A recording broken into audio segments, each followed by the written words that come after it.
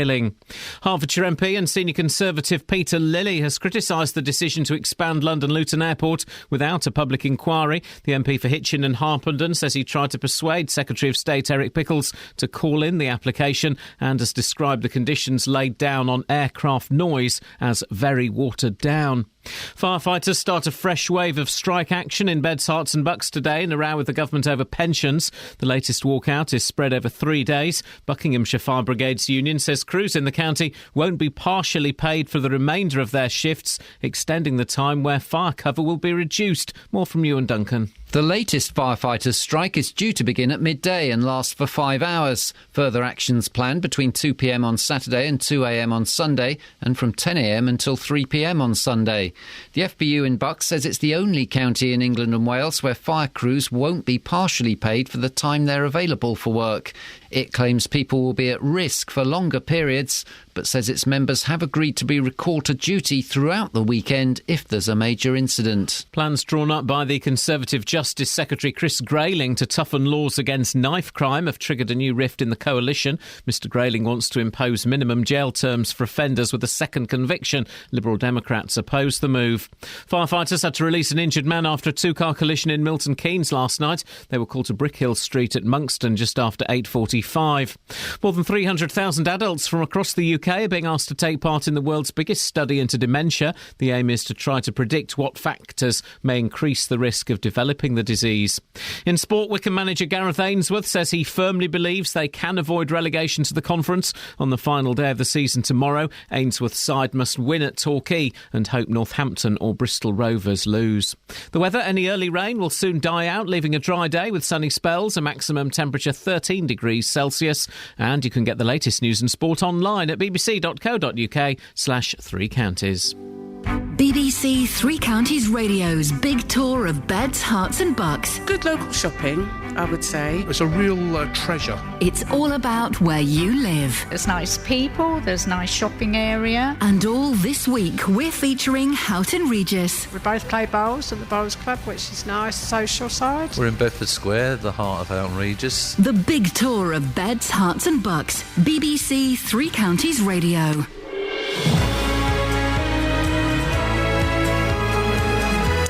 Morning, it's Friday. It's Friday. That's all that matters, really, isn't it? It's Friday. Across Beds, Herts and Bucks. Friday. This is BBC. It's all it's all that matters, really, isn't it, guys? It's Friday. Yeah. I just did a fist pump. You did a what? You know when you punch the air? Oh, a fist pump. OK, sorry. Don't see many of those nowadays. You don't. I heard something completely different. Well, good for you, Kelly. Thank you. If I had a hat and a gun, I would toss my hat up into the air and shoot it like a cowboy. Freeze frame. End of movie. Oh. That's what I'd be doing. It has to end there, because when it comes down, you're going to be rather sheepish. I'm going to be, I've got holes in my hat. Or worse, I've got no holes in my hat. I'm a terrible shot. Those are the worst things that can happen. They're not. I've got to get this out, because this is going to bug me. Okay, share it with the group. Share it with the group. I have got no phone signal, right?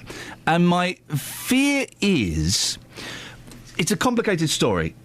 Just give me the next hour or so. Basically, I've ordered a new SIM card because my current SIM card, when I send texts to some people, my old phone number comes up. Can I stop you there? Please. You need to talk to my colleague, Jonathan Vernon-Smith. Can I get you to call back at 9 o'clock, please? No, I'm talking to you guys. Oh, all right. So the phone company said, we'll send you... don't ring it, because there's no signal. I've got no signal. Yeah. You've got no signal. The phone company said, we'll send you a new SIM card. That will sort the problem out, OK? Now, they said this on Wednesday night. They said you'll have it tomorrow morning. Oh? What? Now, I need someone who knows. Have they deactivated my current SIM before I've got the new one? Yeah, you've got no service. I know I've got no service. Sorry? Does it not let you leave a message, even? I'll do it again. Let's have a look. Oh, this is really... Can they deactivate my SIM? The number isn't recognised? Oh, no. I can call the operator. Which number are you... give me the last three numbers that you're dialing. It's the 604. That's the old number. All right, hang on. Hang on. Because is it supposed to end 511? Yes. Oh, let's have a listen to that. OK. Right, I've got... OK, so I'm in. You're in, yeah. I need someone who knows. I'm going to ask two questions, and don't worry, I'm not going to give away the name of the phone network I'm on. That would be inappropriate. First question is, can a phone network deactivate a SIM from afar before they set you a new one? And also, secondly... Just leaving you a message to see if you're all right. I haven't got a phone signal, Kelly. There's no point in leaving me a message. You haven't got phone signal, no point in leaving you a message. But, it's always nice to hear a friendly voice at a time. And secondly, is there anybody else on the EE network who's struggling to get a phone signal? Oh, hang on. No. Those two things aren't connected. Okay. Just left a message, mate. Oh, why did you do that, you muppet?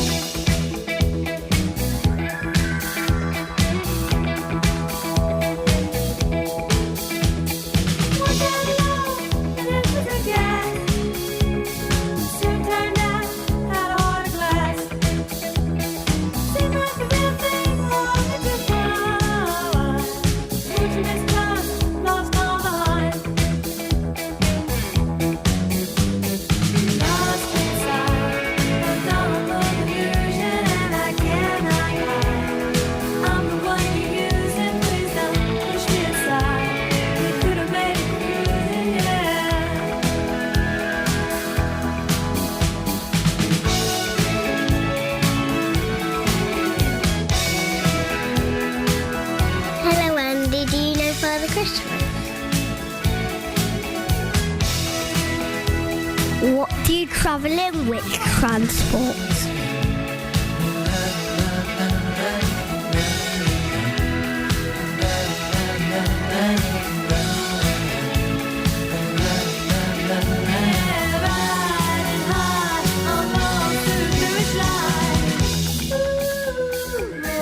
What do you travel in? Which transport?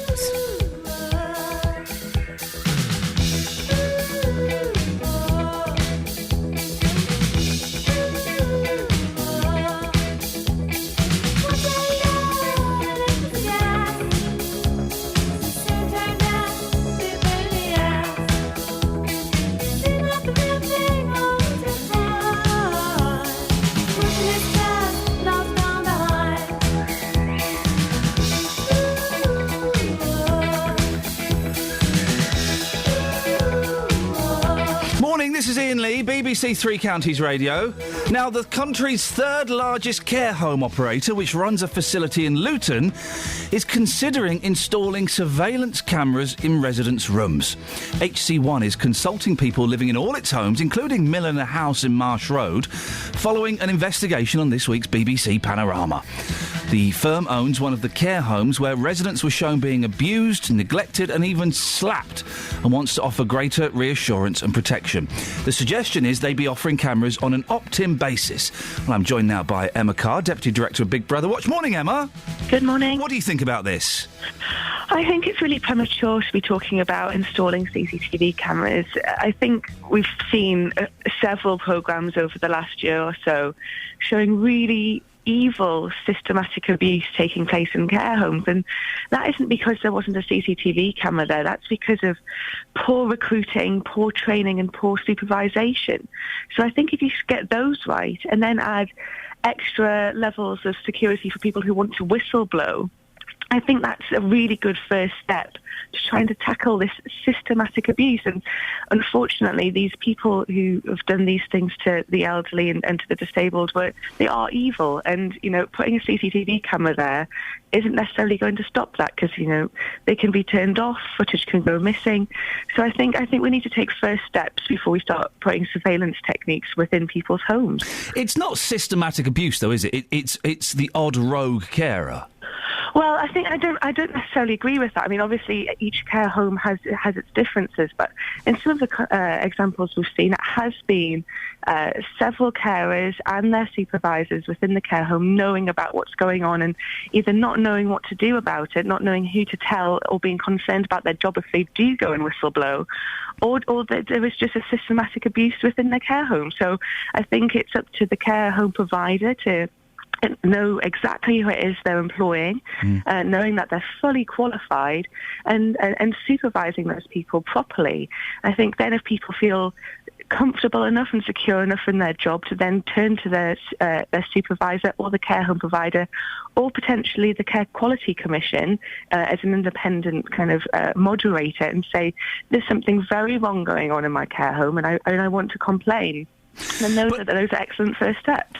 But Emma, if it's one or two odd people in the care home, which is what it seems to be, and they keep it secret from everyone else, and they are bullying or slapping or abusing people with dementia, for example, who may not be able to communicate what's going on, we've got no way of stopping that or catching that, have we? Unless we capture them on film.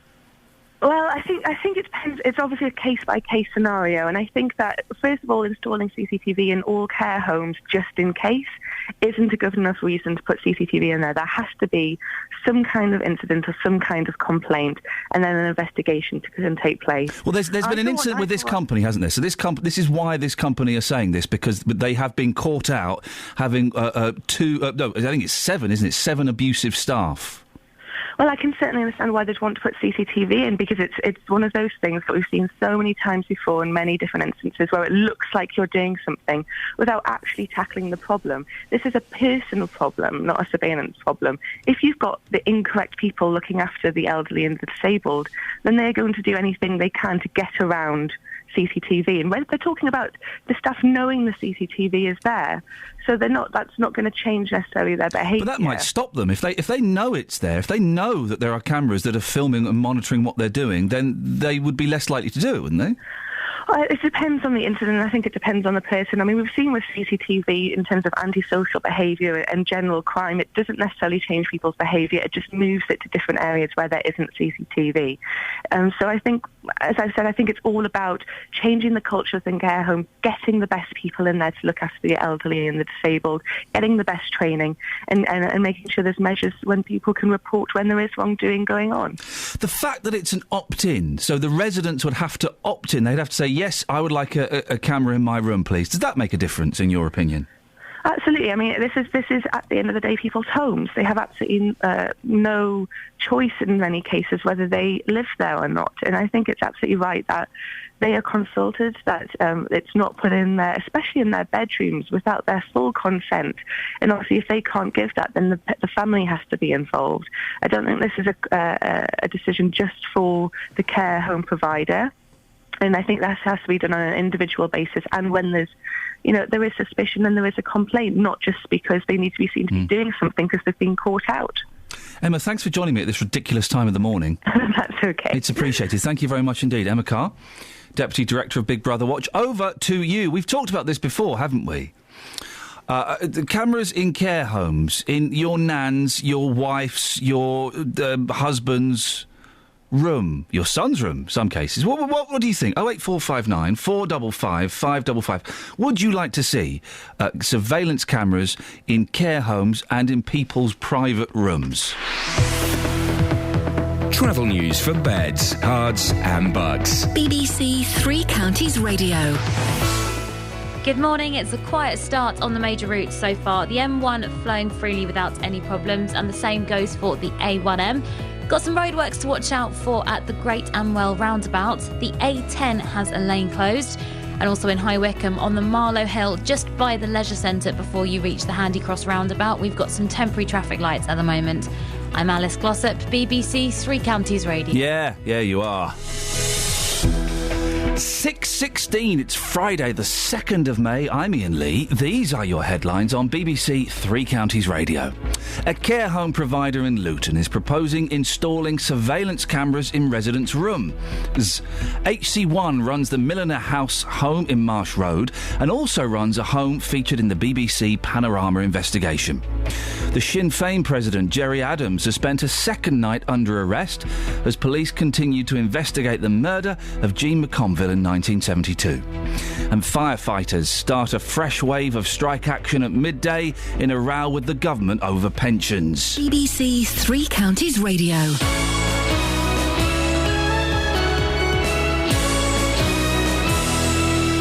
Let's quickly go to Wilfred in Whipsnade. Morning, Wilfred. Morning. Not today, Jeffrey.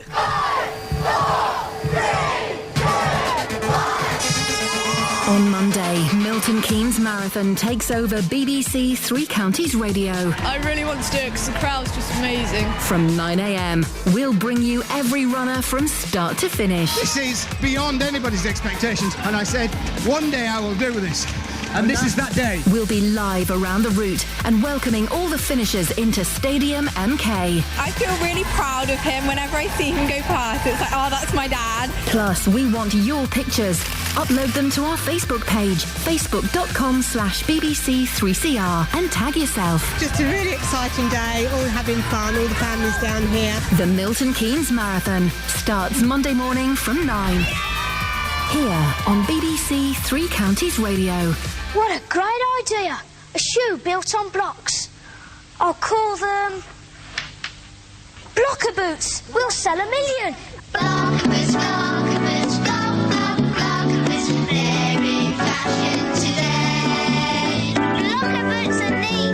They go with your feet. Blocker Boots are so high. They've made 1 million people buy. Blocker Boots, Blocker Boots, Blocker Boots, they're in fashion today. They're in your shops now. It's selling fast. I'm going to. I'm slightly confused. I thought the Milton Keynes Marathon was happening on Bank Holiday Monday. Isn't it happening on Sunday? When is it? When is it happening, Catherine? It's Bank Holiday Monday, right? Yeah. According to that trail, right? Hang on, let's check this. I could just play the What, the 5th of May? Or maybe just play it again. When's the 5th of May? That's the Bank Holiday. That's Monday. Oh. Which it turns out is Bank Holiday Monday. Oh. Which it turns out I didn't know because I'm working. Yeah, me too. Cass? Oh, you're not, are you? Why didn't you tell us? Why did she get a day off? Why did she get a day off? No. Ask We were all her. having a day off. What? I thought we were all having a day off. I didn't know it was a bank holiday. You said to me, bank holiday, are you going to work? And Yeah, I but I said, didn't know well, but I can. And you went, oh, no, let's both take it off. You tricked me so you could be alone with Kelly. I didn't know that... Well, that's a nice little advantage. Cheeky chops.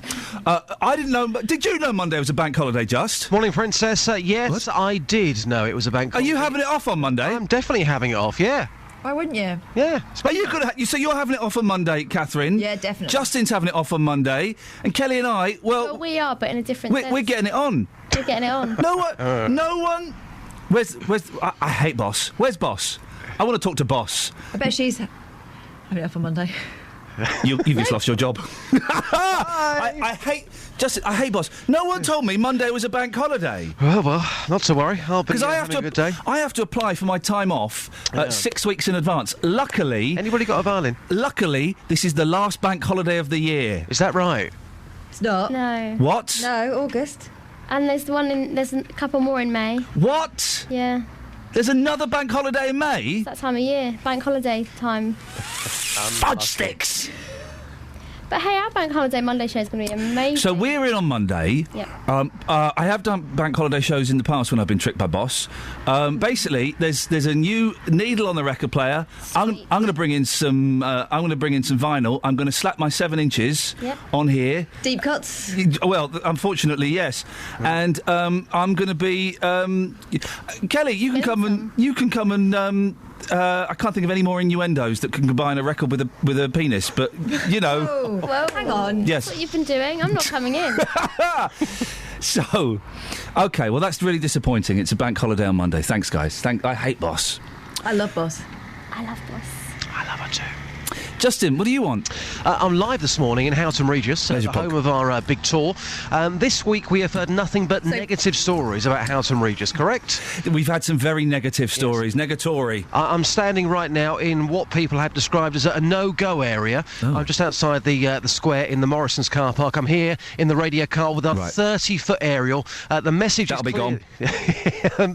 The message is clear this morning. If you have something positive to say or something that makes you happy about Houghton Regis, come and see me. We're going to be reporting live at 6:50 and 7:50. So far the feedback hasn't been great. The only thing so far which apparently is good is the fact they sell alcohol early here in the morning. Kath's come up with a snappy title, Josh. Shall we have a listen? Yeah. Happy Houghton. We're looking for Happy Houghton. Yeah. Where is it? Not here so far, but come on.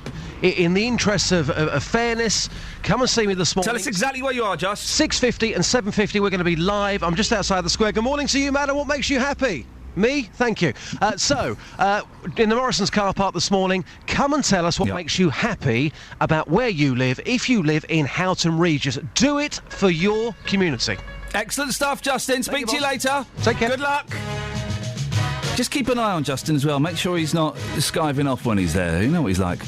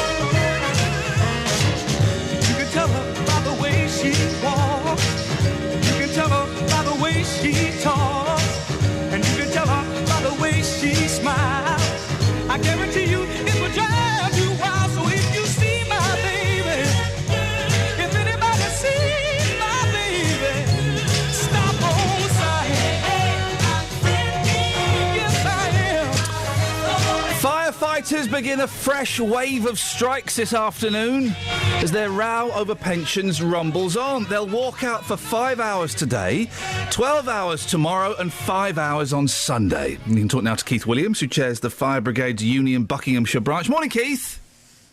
Oh, sorry, Keith, you're there. I had my fat fingers open the wrong fader. What's your beef, Keith? Issues are that we've been negotiating with the government for over 3 years, in particular over the last 4 months. But no proposals have come out from the government which are significantly improved on their initial offer. And there's a number of firefighters who are being asked to work up to an extra 10 years.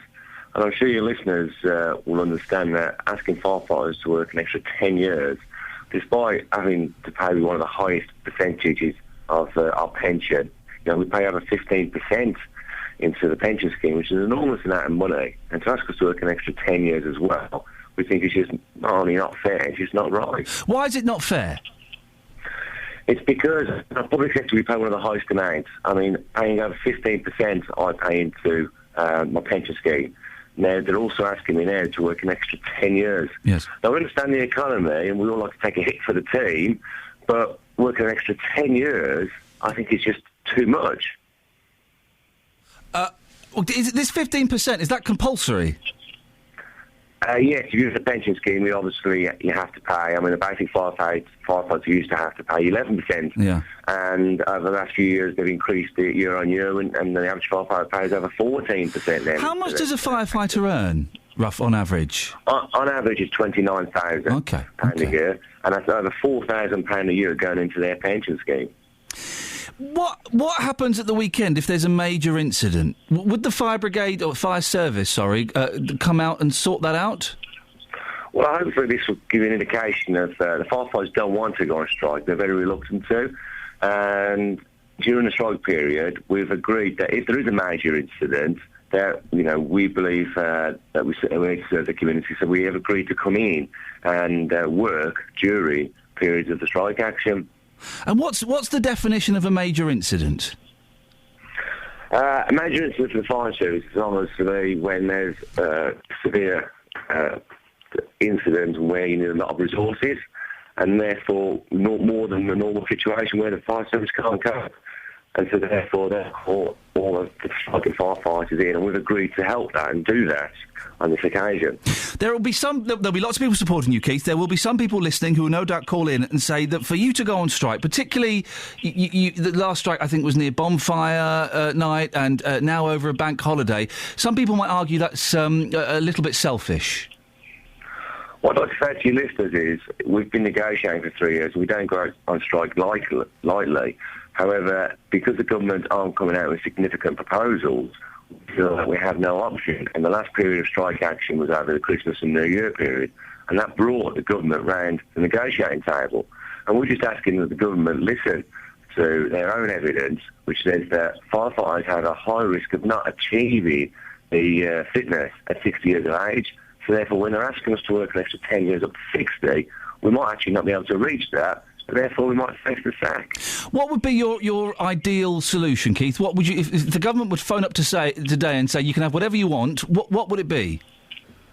Well, a fair deal. I'd like to say you've promised firefighters that they can retire when they sign the contract. We'd like you to honour that and start increasing firefighters' pension contributions year on year, so we could actually price firefighters out of the pension.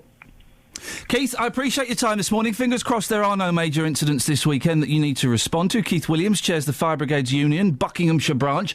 Your thoughts, please. The Fire Brigade going on strike again.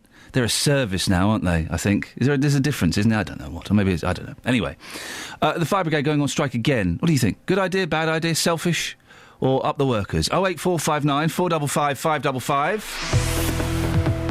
Travel news for beds, cards and bugs. BBC Three Counties Radio. In Luton, on the speed sensors at the Kidneywood roundabout, Airport Way starting to look busy as you head towards the motorway.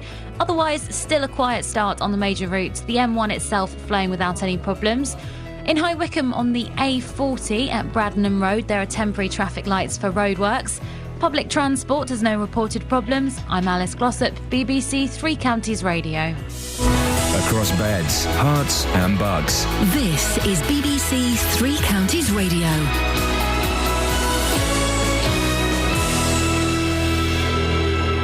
It's 6:30. I'm Simon Oxley. A care home provider in Luton is proposing installing surveillance cameras in residents' rooms. HC1 runs the Milliner House home in Marsh Road. It follows a BBC Panorama investigation which showed abuse and neglect of patients at one of its homes in Croydon.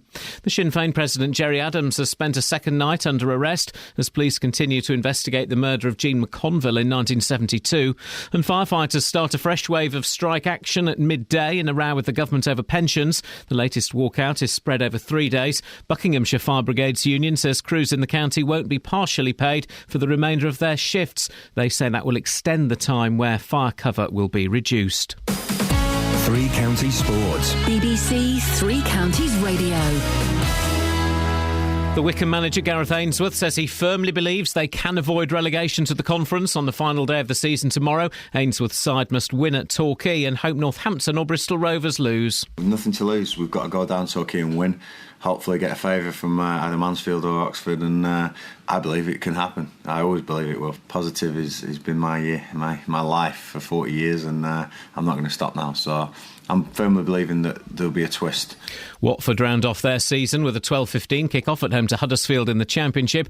Milton Keynes Dons aim for a first home win since February against Leyton Orient at Stadium MK. The Dons have still to confirm new contracts for a number of players, including Stephen Gleeson and Isel McLeod, with manager Cole Robinson hoping to make on-loan Jordan Spence a permanent signing from West Ham. I hope so. Obviously, after we got told we want to be in a Championship in a year's time, so if we want to be in a Championship, we need to sign Jordan Spence. It's simple as that. We need to go out and spend the money on these players. I'd love them to be here next year. I'd love them to be here. The question has been asked. We just have to wait and see whether we can do it or not. And also in League One, Graham Westley's already relegated Stevenage finished their season at promoted Brentford. I've spent a lot of time this week getting ready for next season. Obviously, one of the benefits, if you can call it a benefit, of getting relegated early and going into a lower league is that I've known probably for longer than anybody else exactly what we're going to be doing next year.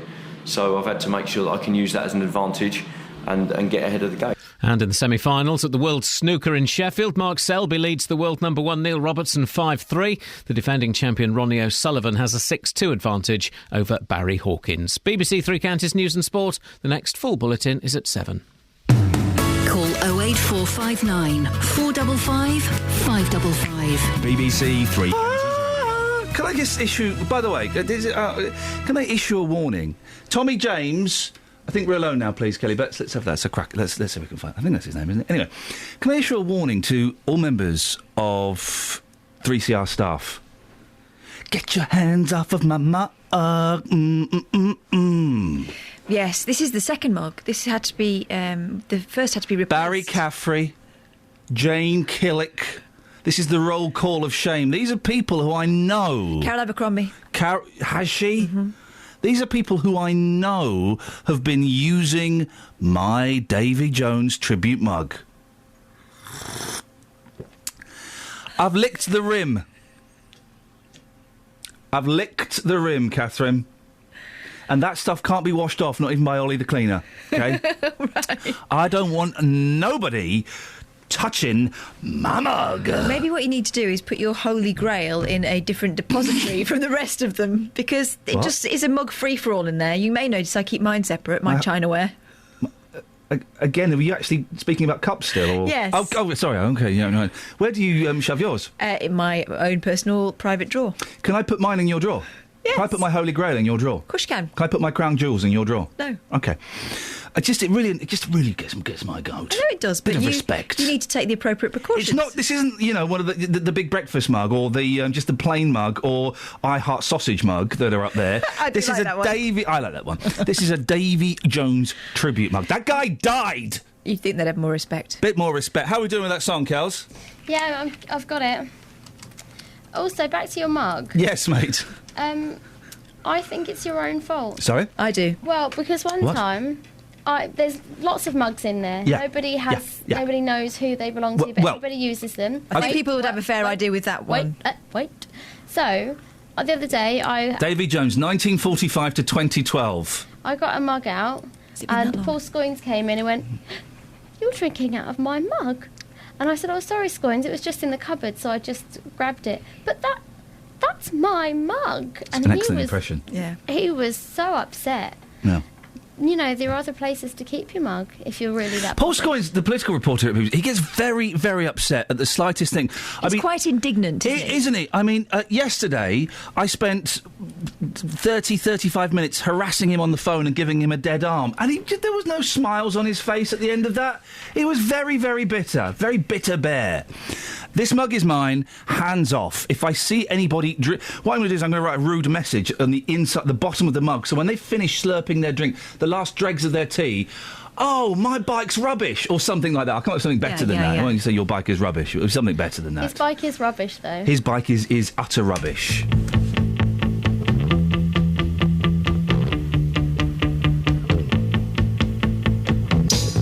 Children behave. That's what they say when we're together. And watch how you play. They don't understand, and so we're running just as fast as we can. Holding on to one another's hand.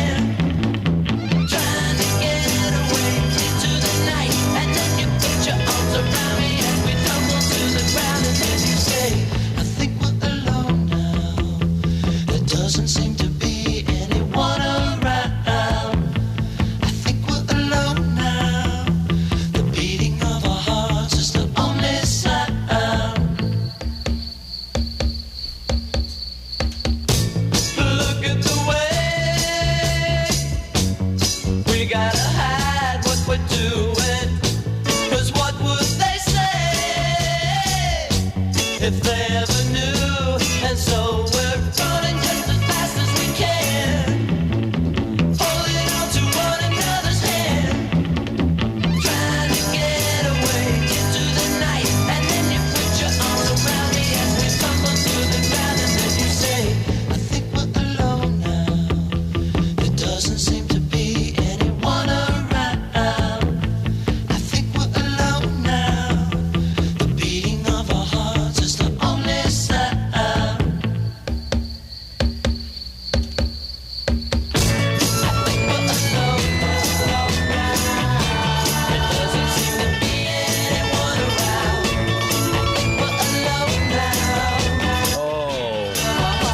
I feel a bit let down.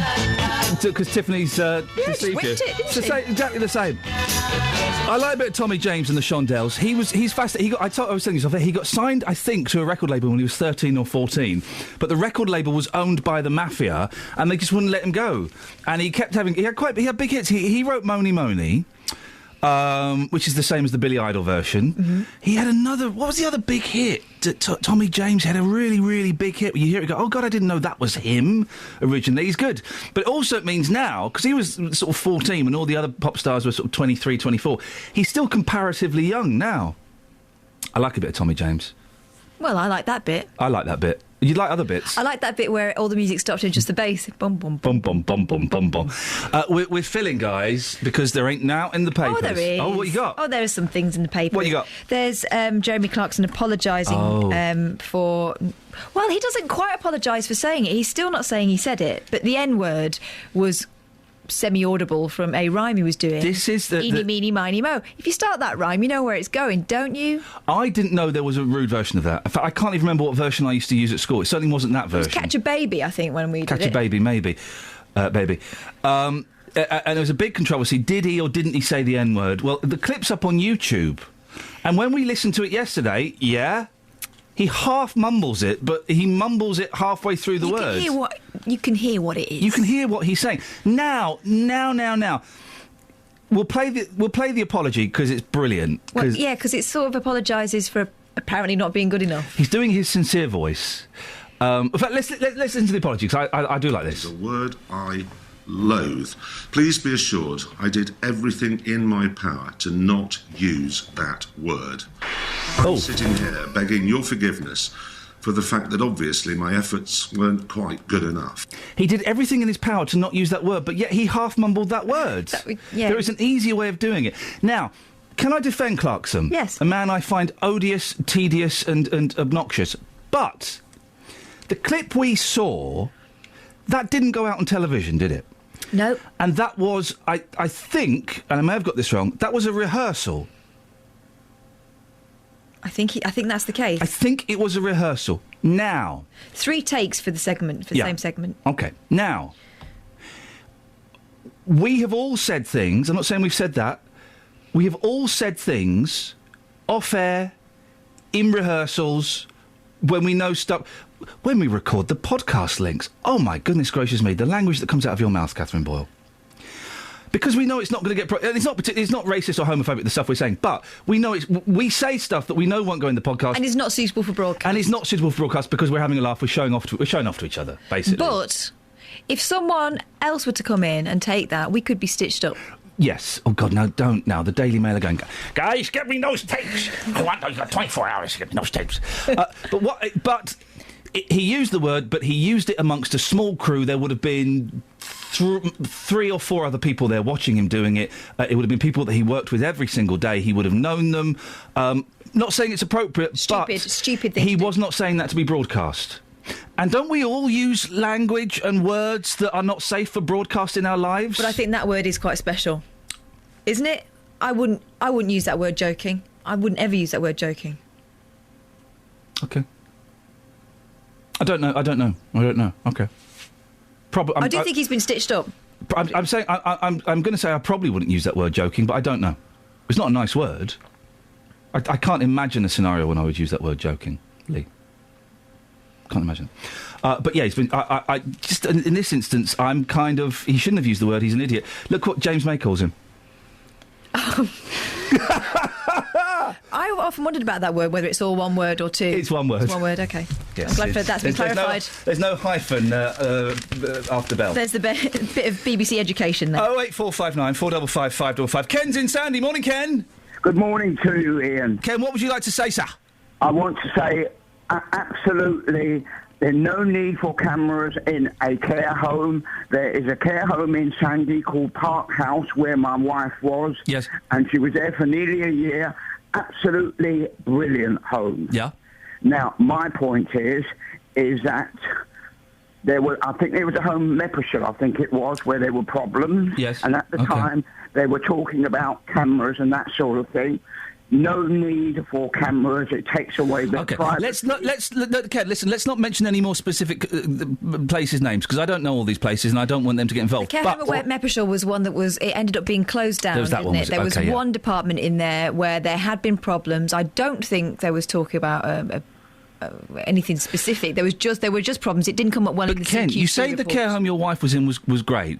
The care home that featured in this Panorama show, I believe, was listed as one of the best. It passed the CQC investigation with flying colours, and there was an interview with the daughter of the woman who was slapped, who said that she checked it out and it was seen as one of the best. If there are rogue people working in there, and all it takes is one person to be a dodgepot, then you just don't know what... My mum's in a care home. It's brilliant. I don't know what goes on when I'm not there. I don't know what goes on at night time. I don't know. Ken? Well, the thing is this, is that people are being invited to go to the homes and see what they're like. Yeah. I went to a couple of homes and it looked wonderful. Yeah. But different people were saying to me, not there. Park House. I don't want. That was the one where he said. Okay, I know, but I don't want any more specific names. I think the idea behind this is they have cameras in their rooms at their request, and their families are the ones who have access to the footage. So, if you imagine you were concerned or there was something that was going on, you weren't quite sure what was happening, you could check it for yourself. No one else would be watching it. It's not like there'd be some remote operator watching them 24 hours. And also, I've been on these tours of care homes, and of course they all look fantastic, and the staff all look great because you're there for 20 minutes an hour. You're not going to see them unplugging bells and slapping old women with dementia, are you? You're not going to see that. Or leaving them for hours on end without going to the loo. You know, you don't know how long you're... For example, when my grandma was in a care home, she was saying, they left me for ages, I need to go to the loo. She was sitting next to the toilet. All she needed was a little bit of a hand into the loo. She was sitting there for ages. You know, sometimes as a family member, you just want to check, just to make sure, just to give you some peace of mind, or so you can do something about it. Thank you, Ken. 08459 455 555. Let's not mention any specific places, because I don't want to get embroiled in legal battles. Have you got anything else in the papers? Yeah, there's this. Takeaways should be banned from trading near schools to stop people getting fat. This is a quango. Public Health England urged town halls to set up exclusion zones. Some already exist, covering a 400-metre radius or a 5-minute walk from classes. Hang on, sorry. A 400-metre radius? Yeah. Well, are they thinking if you're portly, you're not going to walk that far? It's just over there, then. Well, I kind of agree with the idea you shouldn't have fast food places near schools, but 400 metres, I mean, in my heyday, I could run that in 52 seconds. Do you know what I mean? Yeah. There's nothing. It's over there. Surely, you know, as parents, you're the ones that hold the purse strings and you're the ones who hold the key to educating your children about food. I mentioned this on Sky the other day, and I got abuse from a doctor who was sat next to me. Because I said... The ultimate responsibility for fat kids lies with the parents, I think you're right. You can't blame the schools, you can't blame the government, you can't blame Tesco's for doing buy one, get one free.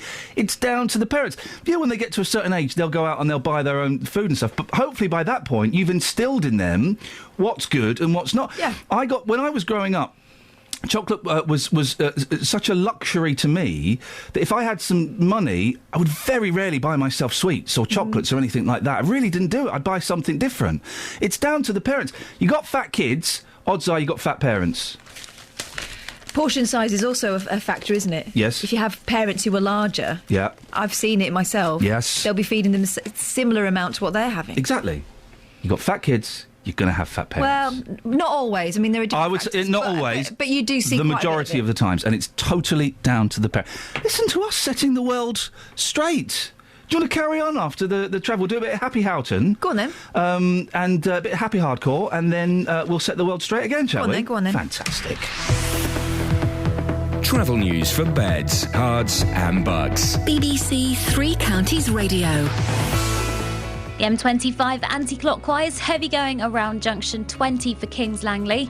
Also in Luton, the Waller Avenue heading towards the centre of town, busy at the Dunstable Road. And in Borehamwood, on the speed sensors, the A1 southbound starting to build up around Stirling Corner. Public transport, though, all looking good with no reported problems. I'm Alice Glossop, BBC Three Counties Radio. Hang on, Alice.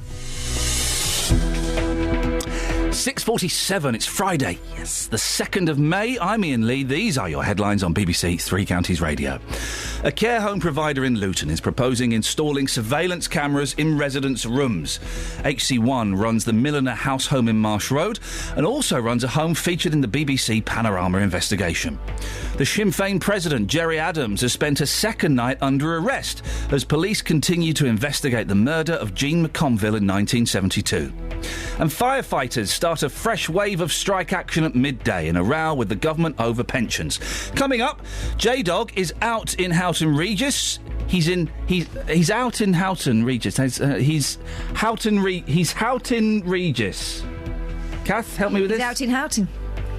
He's out Actually, in them in Houghton. The locals pronounce it Hooton, so that might make it easier. Nuts. Beds, Herts and Bucks weather. BBC Three Counties Radio. Hello there, a bit of a cloudy start to the day until this afternoon when that starts to break and we see some sunshine, sun poking through. Now, there are some light showers around, but not too many of them, certainly very different to yesterday's weather, and a slight northeasterly breeze. Temperatures only reaching about 11 or 12 degrees Celsius today. And tonight, a cold, clear night with a widespread frost. Temperatures down to about 3 or 4 degrees. It's going to be quite a shock to the system after recent mild nights. And tomorrow, some sunny spells, lighter winds, still feeling fairly chilly with highs of 12 or 13 degrees Celsius, but those temperatures improve as we go through the bank holiday weekend. So we've got some frosty nights to come over the weekend, but it should be quite settled, fine and dry with some sunny spells which could be fairly hazy at times. That's your latest forecast. The BBC Local Apprentice Scheme. My name's Jonathan Vernon Smith. I'm the presenter from 9 until 12 on BBC Three Counties Radio. I always wanted to work in radio. Radio is something that I have always loved. Now, if you've ever wanted to work for the BBC, this could be your chance. We're holding 2 information events. The first is tomorrow at 12:30 here at the BBC studios in Luton, and the second on Monday at 12:30 at the BBC bus, which is parked in the car park at Stadium MK. I first got into working in radio when I was 13. From that moment, I got in through the door. I learnt how to answer the phones. I learnt how to deal with the callers. You'll be able to find out more about the scheme and how to apply. No need to book, just turn up on either day. Lastly, I learnt how to interview people and talk to people. The BBC Local Apprenticeship Scheme. Right, BBC introducing. Kels, you've got 15 seconds, starting from... Wait, what am I doing? She's 15 seconds up, I'm afraid. I didn't say now, sorry. Oh, what was my 15 seconds for? To do BBC introducing. Oh, BBC introducing, it's brilliant. Every Saturday night, 8 p.m, BBC Three Counties Radio. Used it Each all week we select a track for you to listen to. This week it's called The Cell by Talk in Colour, based in London and Luton. You haven't got the time to do that, I'm afraid, Kelly. You ran out of time.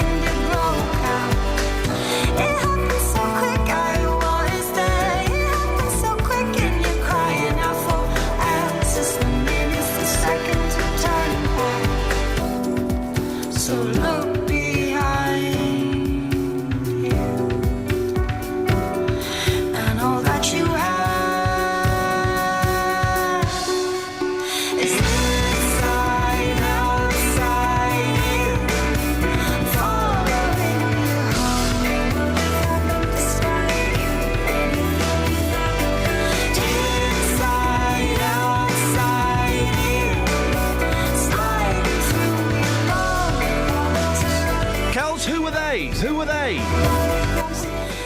Oh, she's on the phone. Look, I've got there too early. Who are they, Kels? They're called Talk in Colour. I can't hear what you're saying, but that was called The Cell, and they're coming in session in June. BBC introducing. Excellent stuff. Inside, outside, make your mind up, guys. But either way, take your shoes off if you're coming in, because that is creating a mess. Justin Dealey, Justin. Morning, boss. You're in Houghton Regis. Yes. Now, I had a very strong email from a gentleman yesterday, Sean Rogers, who says, I apologise, I can't come on and talk to you. My phone is in the Nokia repair centre. Right. But it's a little bit more information than I needed. By the way, has anyone else not got a signal on EE? I'm worried they've deactivated my phone. I've got that, and I do have a signal. Are you on EE? Yeah. Have you got a full signal? Yeah, absolutely. Ooh, they've deactivated my SIM. Have a word. There must be some misunderstanding. There must be some misunderstanding. Now, Sean says, I took issue with the comments made yesterday about Bedford Square being a no-go area after certain times. I regularly visit the shops there. He then goes on to say, basically, that Houghton Regis has had a bit of a bad press this week. Yep. And that he loves it there. And he thinks it's a really good place. So, well, that's fair enough. We have sent you to try and get some good stories about Houghton Regis. Yeah, well, it's the home of our big tour. I mean, normally, every single town or village we go to, everyone's saying to us, oh, this is fantastic. You should be talking about this because this happens here and it's wonderful. As you mentioned, it's not been a particularly good week here in Houghton Regis. I think you've got some audio lined up to hear from people. Yeah. I have been talking to people this morning early in Houghton Regis about what makes them happy here. Oh, Ian, this has not been great. Here's what happened. Oh, dear. John, good morning. What makes you happy about Houghton Regis? It's all right. I've lived here for the last 20 years. But what makes you happy about it? I don't know, really. Come on, one thing. Come on, John, we're doing this for the people of Houghton Regis. What makes you happy about Houghton? Don't know. It's a great, sort of like, nice place for my kids to grow up. It's okay. Yeah. But there's not one particular thing that stands out? Not really. It's not going well, this, is it? No, sorry. Okay, thanks, John. No worries. Kim, happy Houghton, talk to me. Right, I was not very happy. I supply white goods to the area. We have a joke in the yard that we have PPE, boots, gloves and knee pads. We come to Houghton Regis, we want stab-proof vests. Oh, come on. That's the joke in the yard. Seriously? Seriously. I mean, it's a joke at the moment, but how long before it becomes reality? Oh, come on, looking around here, there's got to be something that makes you happy, surely. You want to be... Well, look at it. It's all closed up. Like the businesses at the top have all been shut down. So I had some friends lived up the top there. They've been moved out. And the family that moved in have wrecked the whole top floor. So what can you do? Yeah, OK. Not a particularly glowing reference? Not really. I've only lived in the place 4 years. And in that 4 years, I've seen a big decline. OK, well, listen, we're here in the interest of fairness. If anybody says anything good, we shall report that. Thank you. Thanks a lot, mate. Come on, Chris. Do this for the people of Houghton Regis. What makes you happy about Houghton Regis? There is nothing happy about Houghton Regis. Not one thing? Not one thing. Come on, think hard. Nothing. Not even me being here today? No, not really, but... yeah, there ain't nothing. Well, here's Pamela. Pamela, Houghton Regis, something here must make you happy. Come on. Well, Pause. yeah, where I live, it's nice and quiet. Yeah. I don't live on the estate. I live in the old part of Then Houghton again, it could be Regis. nice and quiet anywhere. Come on, what's so good about Houghton Regis? What makes you happy here? What puts a smile on your face? Not a lot. Oh. Right, now, Justin. Yep. Did you select those people specifically and cut out the ones that came out with glowing reviews? No, absolutely not. And do you know This what, is this not good. morning, we're here, we're just outside the square. I'm in the Morrison's car park. You cannot miss me, Ian. We've got the radio car here. We've got a 30-foot mast. If you have anything good to say about Houghton Regis, come and see me or phone you, because it's been a dreadful week It for has. Houghton Regis. And this, it feels... I just had a tweet, by the way, that says that Vox package was vintage dealy. Vintage dealy. But yeah, well, so just tell us exactly where you are again, Just. We want people to come and tell you their good stories about Houghton Regis, please. Just outside the main square. I'm in the Morrison's car park. Morning to you, sir. Anything happy to say? Come and see me? No? OK, fair enough. Yeah, just outside the main square in the Morrison's car park. Seriously, you cannot miss me. Come and tell me what makes you happy about Houghton Regis. If you have anything good to say about where you live, please, please, please come and see me. Justin, excellent stuff. 08459 455 555 is the phone number. It's not looking great. No, come on, Houghton. What do they call it? Paul Hooton. Hooton. Tootin. Houghton Regis. Tootin Regis, I think, is the correct pronunciation, isn't it? I am a highfalutin, tootin', shootin' son of the gun from Arizona. Travel news for beds, cards and bugs. BBC Three Counties Radio. The M25 anti-clockwise, heavy going around junction 20 for Kings Langley. On the speed sensors, also starting to build up around junction 16 for the M40. Between junction 27 for the M11 and 26 for Waltham Abbey, one lane is closed because of vehicles broken down. And on the speed sensors in Boreham Wood, the A1 southbound, a heavy going between Stirling Corner and the Watford bypass. Public transport all looking good with no reported problems. I'm Alice Glossop, BBC Three Counties Radio. Alice, thanks very much indeed. So, on the phones in the next hour, if you be so kind, should we have CCTV cameras in old people's homes? Is it right that the fire service have gone on strike? And what's your favourite cheese? 08459 455 555. What's your favourite cheese? Local and vocal across beds, hearts and bucks. This is BBC Three Counties Radio.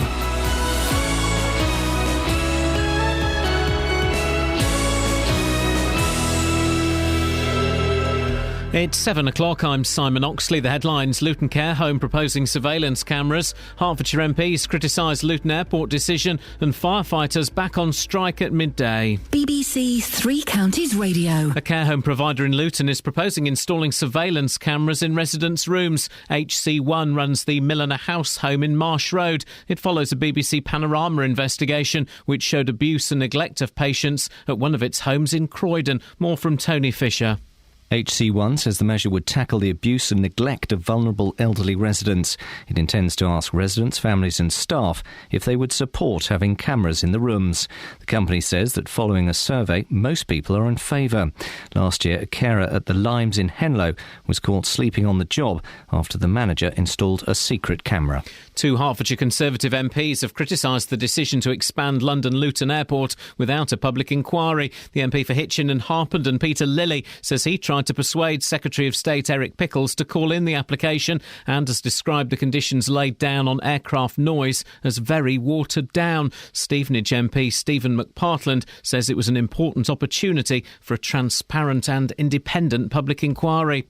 The Sinn Féin President Gerry Adams has spent a second night under arrest as police continue to investigate the murder of Jean McConville in 1972. His party has spoken to David Cameron about its fears that the arrest is politically motivated, something the Prime Minister has rejected. Firefighters start a fresh wave of strike action today in a row with the government over pensions. The latest walkout is spread over 3 days. Buckinghamshire Fire Brigades Union says crews in the county won't be partially paid for the remainder of their shifts, which they say extends the time where fire cover will be reduced. More from Ewan Duncan. The latest firefighters' strike is due to begin at midday and last for 5 hours. Further actions planned between 2 p.m. on Saturday and 2 a.m. on Sunday, and from 10 a.m. until 3 p.m. on Sunday. The FBU in Bucks says it's the only county in England and Wales where fire crews won't be partially paid for the time they're available for work. It claims people will be at risk for longer periods, but says its members have agreed to be recalled to duty throughout the weekend if there's a major incident. More than 300,000 adults from across the UK are being asked to take part in the world's biggest study into dementia. The aim is to try to predict what factors may increase the risk of developing the disease. Twin sisters from Aldershot have been reunited in the United States after spending 78 years apart. Elizabeth Hamill and Anne Hunt were separated as babies when Anne was put up for adoption by their single mother. The women found each other after the longest period of separation ever recorded for twins. In sport, Wycombe manager Gareth Ainsworth says he firmly believes they can avoid relegation to the conference on the final day of the season tomorrow. Ainsworth's side must win at Torquay and hope Northampton or Bristol Rovers lose. The weather: any early rain will soon die out, leaving a dry day with sunny spells, a maximum temperature 13 degrees Celsius. And you can get the latest news and sport online at bbc.co.uk/3 counties. BBC Three Counties Radio's big tour of beds, hearts and bucks. Where I live, it's nice. You've got good community spirit. It's becoming a bit more villagey and better community spirit. All this week, we're featuring Houghton Regis. You will not find a better fighting spirit in the whole of Bedfordshire than Houghton Regis. It's all about where you live. On a whole, it's great. The big tour. BBC Three Counties Radio. Any bowl a pound, fresh fruit, come and get it. Any bowl a pound.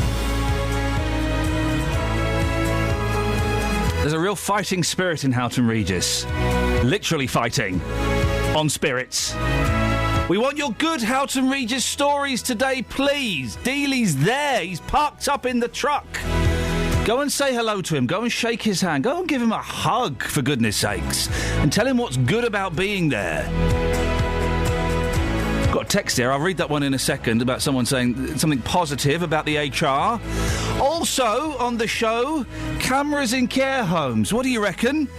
And the firefighters are going on strike again. Good idea or bad idea? And what's your favourite cheese? I like the smelly ones. Bishop's Finger. 81333, start your text 3CR, or you can give me a call, 08459 455 555. Across beds, hearts and bucks. This is BBC Three Counties Radio. Boyle? I think you're thinking of Stinking Bishop. Stinking Bishop's Finger a brew? An ale? I tell you what I don't like. I do not like cheese that's got fruit in. Oh, I do. Oh, yeah. No. I discovered it over Christmas. Delicious. No, it's not delicious. It's disgusting. It's not proper cheese. It's not proper fruit. Who cares? I have a question. Hello, mate. Hello, mate. You know when people put sticks at parties, they have pineapple and cheese? Yes.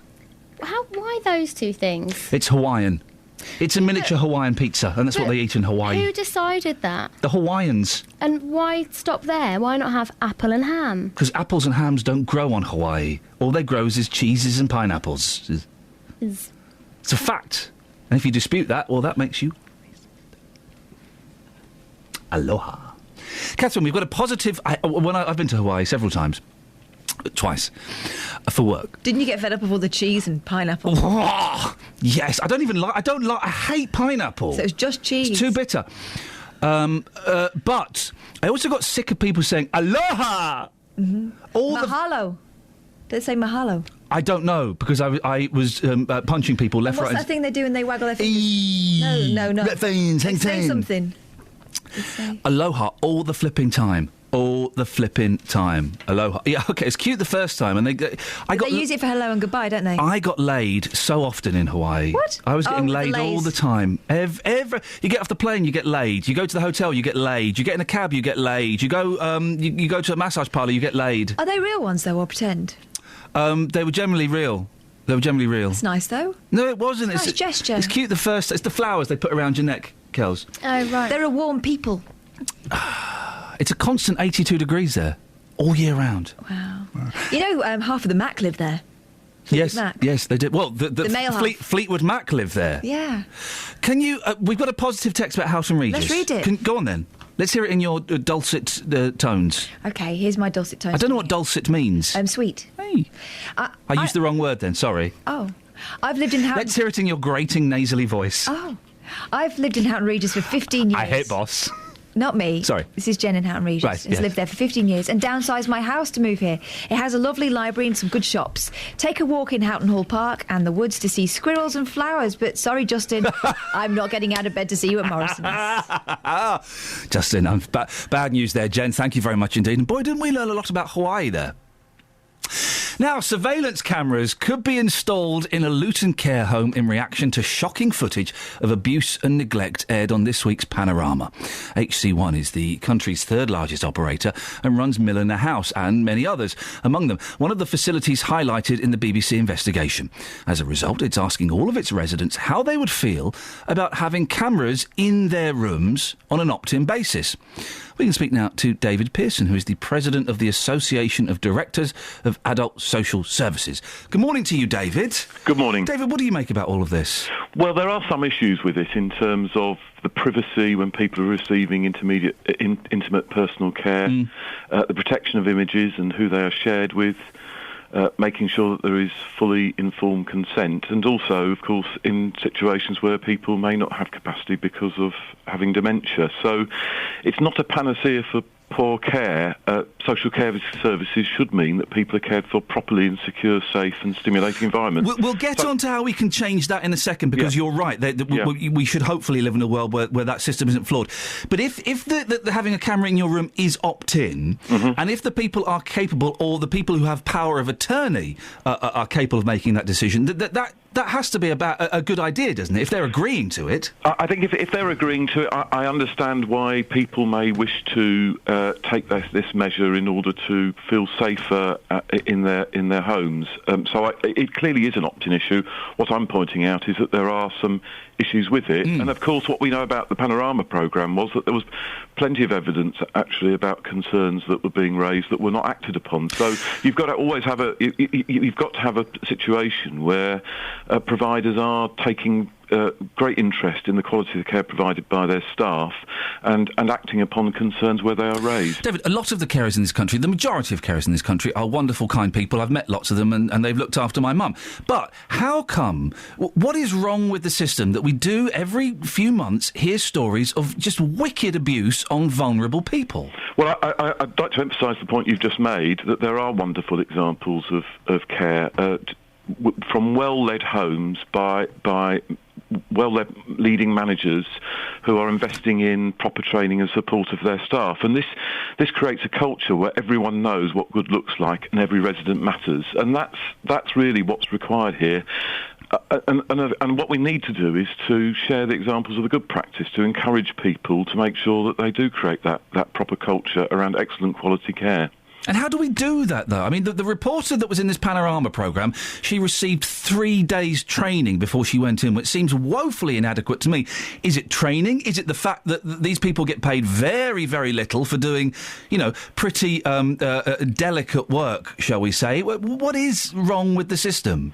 We do need to make sure that people are paid enough to recruit people who wish to invest in a career in social care and can be retained. So that's an issue. And of course, funding of social care has gone down by 2.68 billion in the last 3 years as needs are increasing. So that is an issue. We do need, as a society, to value the role that social care staff take and ensure that that's invested in. And I think that the point you raise about training is also absolutely critical. And 3 days training, I was shocked by that. Yes, three days training is not enough in order to make sure that people are able to deal with the increasingly complex needs that there are in residential nursing care. 20 years ago, perhaps the needs were not as great as they are now, but increasing numbers of people have dementia, have complex needs, and need the high-quality care that is made available through that proper training investment and that proper leadership through a culture of making sure that every resident matters. The care home that was featured in the Panorama programme, and I haven't seen it, I'm going by what I've read in the clips I've seen on the news, but while the reporter was there, the Care Quality Commission did a survey on it, and it passed with flying colours. Do the CQC need to change the way they work? They are actually. The new Chief Inspector, Andrew Sutcliffe, is in the midst of a process for changing the way in which that they are actually inspected. I do think that in an inspection, with the best will in the world, it's rather like the police. They do seek to ensure that they catch criminals and that they identify crime. But actually what we know is that the best way to ensure that these things don't happen is to invest in things that prevent it. So we go back to the conversation we have just had. But I do know it is the case that the Care Quality Commission are involved in changing their inspection methodology and working with people like local authorities. The association that I represent with 152 directors of adult social services, we commission about half the placements in residential nursing care across the country. So we need to work with them and with providers to make sure that the quality of the care is as good as it can be, and that there is the proper investment and training and care given to our most vulnerable members of our communities. David, I appreciate your time this morning. It's David Pearson. He's the president, no less, of the Association of Directors of Adult Social Services. Over to you. I know there are lots of people listening who have got relatives, friends, loved ones in care homes. You may be in a care home yourself right now listening to this tosh. If that's the case, I can only apologise. What do you think? How do we improve the level of care? The level of care generally is pretty good. I've had a couple of incidents at my mum's home where I've kind of had to step in and say, "Oi, what's going on?" But generally, there's a lot of Polish girls there. And my mum told them off for speaking in Polish. Good for her. She said, "Oi, English, please," and they did. They listened. Well, because they're speaking over when she's in the room. Yeah. And they, fair play, they listened. And most of those girls there are wonderful. And the stuff they have to do... Well, you can imagine someone looking after someone who cannot do anything for themselves, anything. The stuff they have to do is incredible, and they get paid a pittance. It's crazy, isn't it? I get paid significantly more than them, but yet their job, I would suggest, is contributing far more to society and is far more pertinent and important to this. You know, we've spent 5 minutes talking about Hawaii, for God's sakes. It's a huge responsibility they've got. Isn't it just? How do we improve... The care in the care homes? Is it paying more money? Is it having tougher training? Or is it installing video cameras? 08459 455 555. I've just been sent some negative texts, have I, about how... A negative text? Just the one. Go on. This is from Mr. Angry about Houghton Regis. Do you want to do it? Yeah. I have lived in Hooligan Regis... Oh. For nearly 10 years now, you can't find anyone to say something positive because there isn't anything. Oh. I left for work this morning and drove down Hillborough Crescent to see overflowing bins and rubbish blowing down the road and pavements, clearly demonstrating the pride that these people take in where they live. It ruins it for the rest of us. Mr. Angry. We are trying to find the positive stories from Houghton Regis. We've been there all week. I'll be honest, it's not been the best advert for the place. Justin Dealey is there. He's in the Morrison's car park. Quick, get him before Mr. Morrison finds out and boots him out. Go and see him, embrace him, tell him what's good about Houghton Regis. Or you can give me a call, 08459 455 555. And you asked for it. We've got a text about cheese. Yay! What's your favourite cheese? Go on, let's have it. Smashing cheese, Gromit. I agree with Ian about cheese with fruit in. It's just wrong. It's a crime. I like Cambozola. It's a creamy cheese with blue mould. Yummy on toasted muffins. It's a bit boring, but you can't beat a good mature cheddar and pickle sandwich, says Martin in Limbury. A good mature cheddar that tickles the back of the throat is just what is required at the moment. Why are you thinking about cheese? Well, I just thought it'd be a nice phone. What's your favourite cheese? 08459 455. What's your favourite cheese joke? No. Yes. No. Yes. No, that's sent. Yes. What's your favourite cheese? What cheese is made backwards? No, Edam. We're not. That's the only one. No. What did the cheese say when it looked in the mirror? Hang on a minute. Oh, I know this one. What did the cheese say when it looked in the mirror? I know this one. What you looking at me for? No. No. Gouda, get a haircut. What? Gouda, get a haircut. We have a cheese joke at home. Oh. Right. You have a fun home. We do. This cheese is good, huh? OK, let's get some travel news. While we're eating Gouda cheese, I'll go, this cheese is good, huh? Do you not want to hear? But feta is better. It's a little rhyme. It's not a joke. Did you want to hear? No, I know the one. What's the thing? What did the cheese say when it looked in the mirror? Alice, any ideas? I have no idea. Nice to see you, nice. I know it, don't tell me. What did the cheese say when it looked in the mirror? Shall we go to travel, though? Yeah. Well... Didn't say that. How long have we got you for, Alice? Another minute. Blimey! Travel news for beds, cards and bugs. BBC Three Counties Radio. The M25 anti-clockwise building up around junction 16 for the M40. Also heavy going at junction 20 for Kings Langley. Slightly further afield between junction 27 for the M11 and 26 for Waltham Abbey, one lane is closed with queues on the approach. And on the speed sensors in Cheshunt, the A10 southbound starting to build up as you head towards the M25. Public transport has no reported problems. I'm Alice Glossop, BBC Three Counties Radio. Alice, thank you very much indeed. Give us a call. What's your favourite cheese? If you've got cheese jokes, you want to share them with us, then 08459 455 555. Can we get Paul Scoins on? He's a big cheese fan. Let's get Scoinsy on, the political correspondent here at BBC Three Counties Radio. No, he's awake. He's already sending me abuse on Twitter. Let's get him to talk cheese. 7:18, it's Friday. Catherine hates me. Why are you so sad, Catherine? Why you look so sad? Trying to deliver a quality programme and you chuck out, what's your favourite cheese? This is gold. Don't let the Sony Award nomination people hear about that. A care home provider in Luton is proposing installing surveillance cameras in residence rooms. HC1 runs the Milliner House home in Marsh Road and also runs a home featured in the BBC Panorama investigation.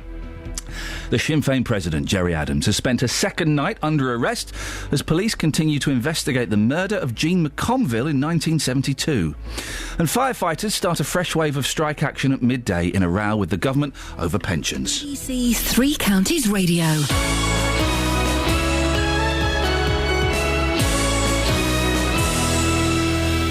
Coming up, cheese. Tomorrow afternoon means the end of the season for our local teams. And against the volley. Oh, what a goal from Troy Deeney. He just keeps on delivering for Watford. And some have more to play for than others. What a fantastic goal by Matt McClure. We'll be live from 12 as Watford host Huddersfield in the early kick-off. And McCall does make it too. And then we'll bring you commentary on MK Dons, Stevenage and Wickham, with the Blues fighting for Football League survival. We've got to control what we can control and beat Torquay, and that's all we can do. The last day of the season with Three Counties Sport. Tomorrow from midday here on BBC Three Counties Radio. 08459 455 555 is the telephone number if you want to give us a call. Now, firefighters start a fresh wave of strike action in Beds, Herts and Bucks today in a row with the government over pensions. The latest walkout is spread over 3 days and starts at midday today, lasting for 5 hours. Further action is planned between 2 p.m. on Saturday and 2 a.m. on Sunday, and from 10 a.m. until 3 p.m. on Sunday. We can talk now to Station Manager Jeremy Williams of Bucks Fire and Rescue Service. Jeremy, there have been several strikes. What's going on? How has it come to another one? Morning, Ian. It has, unfortunately, and it's not a decision that anybody's taken easily. That's either the union or the employers. But this is a dispute that, unfortunately, we've got between the Fire Brigades Union and central government. And unfortunately, this is the end result. So what is it exactly that firefighters are asking for? The dispute is with regards to pensions, and as I say, that is an argument between the Fire Brigades Union and central government, and our concern here is ensuring that we've got continuity plans in place in Buckinghamshire to ensure that the community is made as safe as possible, both during the strike and before and after, because of the impact that it will have on our local community. OK, so the strike starts today at midday for 5 hours. What happens if I phone you up at 1 o'clock and say, help, my house is on fire? Well, at any time during the strike and before and afterwards, then the response is as normal, that you'd be expected to call 999. So if you get an incident, then dial 999 and we will send a response. Now, having said that, we've had to manage our resources carefully because there will be limited number of appliances across the service, but we will respond. But we will have to perhaps tailor our response depending upon the priority. And certainly if there are lives at risk, then we will prioritise those calls. We've heard, Jeremy, from the Fire Brigades Union in Bucks that striking firefighters aren't being allowed to return to work at the end of each strike period. Is that right? That's not true, because there will be, at any time, firefighters are allowed to come to work. If they let us know that they're going to be working, then they can let us know that that's the case. OK, so striking firefighters are allowed to return to work at the end of each strike period? Should they wish to work, then they can certainly return to work at any time during or after the strike period. OK. Does it concern you at all that this is an ongoing battle and there's no sign of it abating? I know the government have offered some concessions, but it doesn't seem to be enough, does it? Well, it's a concern to everybody that there's still a dispute, and it's something that nobody would wish to continue, and that's on both sides, employers and employees' side of the equation. What we need to ensure is, and what we do, is we respect each other for the decisions that people are making, because it's an incredibly difficult decision to be made, and it's a difficult position to be put into, but we have got contingency plans which we've tested and tried, and we've had to put in place, and so it's something that we've tested hard, and we've had experience of in the near past as well. So, just finally, Jeremy, if people encounter a problem during the strikes, they should still dial 999 if that's appropriate, and someone will judge as to whether people are sent out. Absolutely. If you have an emergency, then dial 999. We will respond.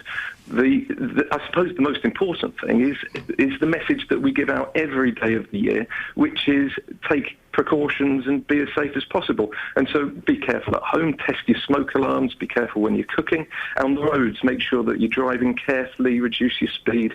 But these are messages that we give out at any time of the year, in all honesty. So take care and look after yourselves. Jeremy, thank you very much. Jeremy Williams, Station Manager of Bucks Fire and Rescue Service, 08459 455 555. Got a great tweet here from Scott, who's listed the favourite cheeses for his whole family, which is awesome.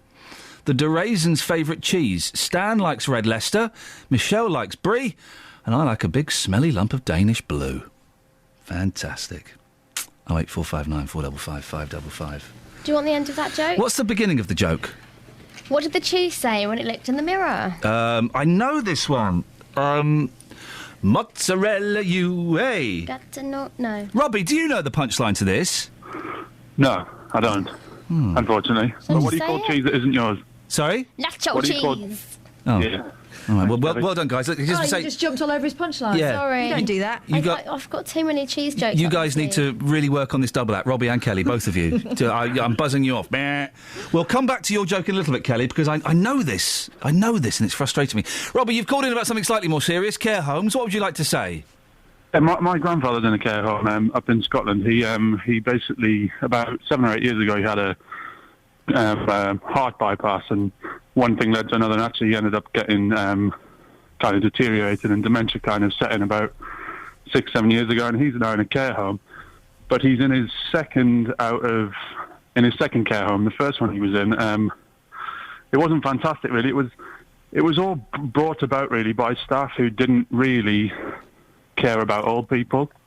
So it was the level of care wasn't where it should have been, and I think that whilst there is a lot of good care given to a lot of people, I think actually we need to look at it in a different way, and actually people with dementia, people with Alzheimer's, people who are vulnerable and old, are kind of, if you look at it from this way, they're almost like they're the same kind of vulnerability that children have. Yeah.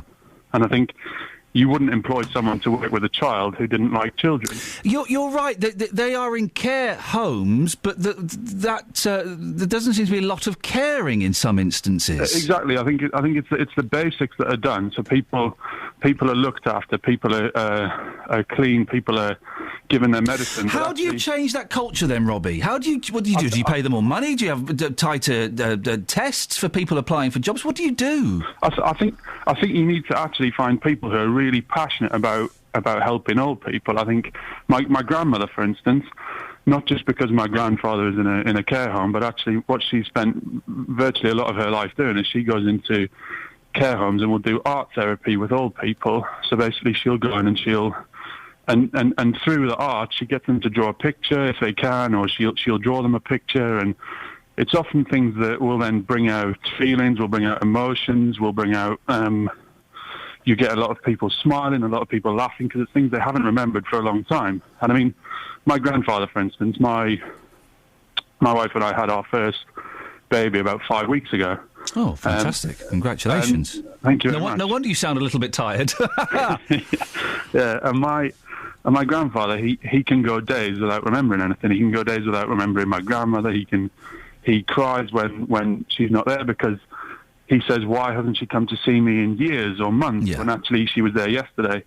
But what we did is we sent him a picture, and we wrote on the back, basically almost reintroducing who we were. So it's a case of saying, this is Robbie, this is your grandson, this is Susie, his wife, and this is Lucy, their daughter, and she was born 5 weeks ago. And it stirs up emotions in him. He then remembers things. He doesn't remember everything, but it triggers little things. And I think that in order for us to properly care for old people, we need to have people who are really passionate about helping old people, not just helping them medically or making sure that they're clean and healthy, but actually you've got to care about their emotional well-being. They aren't in a care home just to die. That's not the point of a care home. That is the point of, say, a palliative care home. But what you need is people who really, really care about restoring some pride and some dignity, but also some happiness and some joy to the lives of old people. And I know this is wildly off the point in terms of CCTV, but I think it goes a long way to actually restoring proper care for care homes. And I think you need people who really care about old people. I would rather have someone who was passionate about seeing old people smile, seeing old people that were happy, seeing old people that weren't just sitting in a room staring at a wall. I'd rather have those sorts of people than someone who was the best administratively or someone who was the best at professional skills. I'd rather have people who are passionate about caring for old people, in the same way that if I was entrusting my 5-week-old daughter to anyone, I would have someone who really cares about caring for children. I wouldn't have someone who is fantastic at admin or fantastic at clerical work. It would be someone who really, really cares about children. Robbie, it's an excellent point, well made. I have no argument against that. Enjoy your 5-week-old daughter. Are you sleeping at all? Yeah, I'm sleeping loads, actually. Oh, okay. Is your missus sleeping at all? Yeah, that's another point. There we go, you see. Probably not. I thought so. Robbie, excellent. What a great call. Thank you very much indeed. 08459 455 555. Let's get the travel news with Alice. Travel news for beds, cards and bugs. BBC Three Counties Radio. The M25 anti-clockwise looking busy between junction 16 for the M40 and 15 for the M4. Also slow going around junction 20 for Kings Langley. Then on the speed sensors in Kings Langley, the A41 heavy going as you head towards the motorway. Then in Luton at the Kidneywood roundabout, Airport Way starting to look busy as you head towards the motorway. Public transport has no reported problems. I'm Alice Glossop, BBC Three Counties Radio. Across beds, hearts and bugs. This is BBC Three Counties Radio.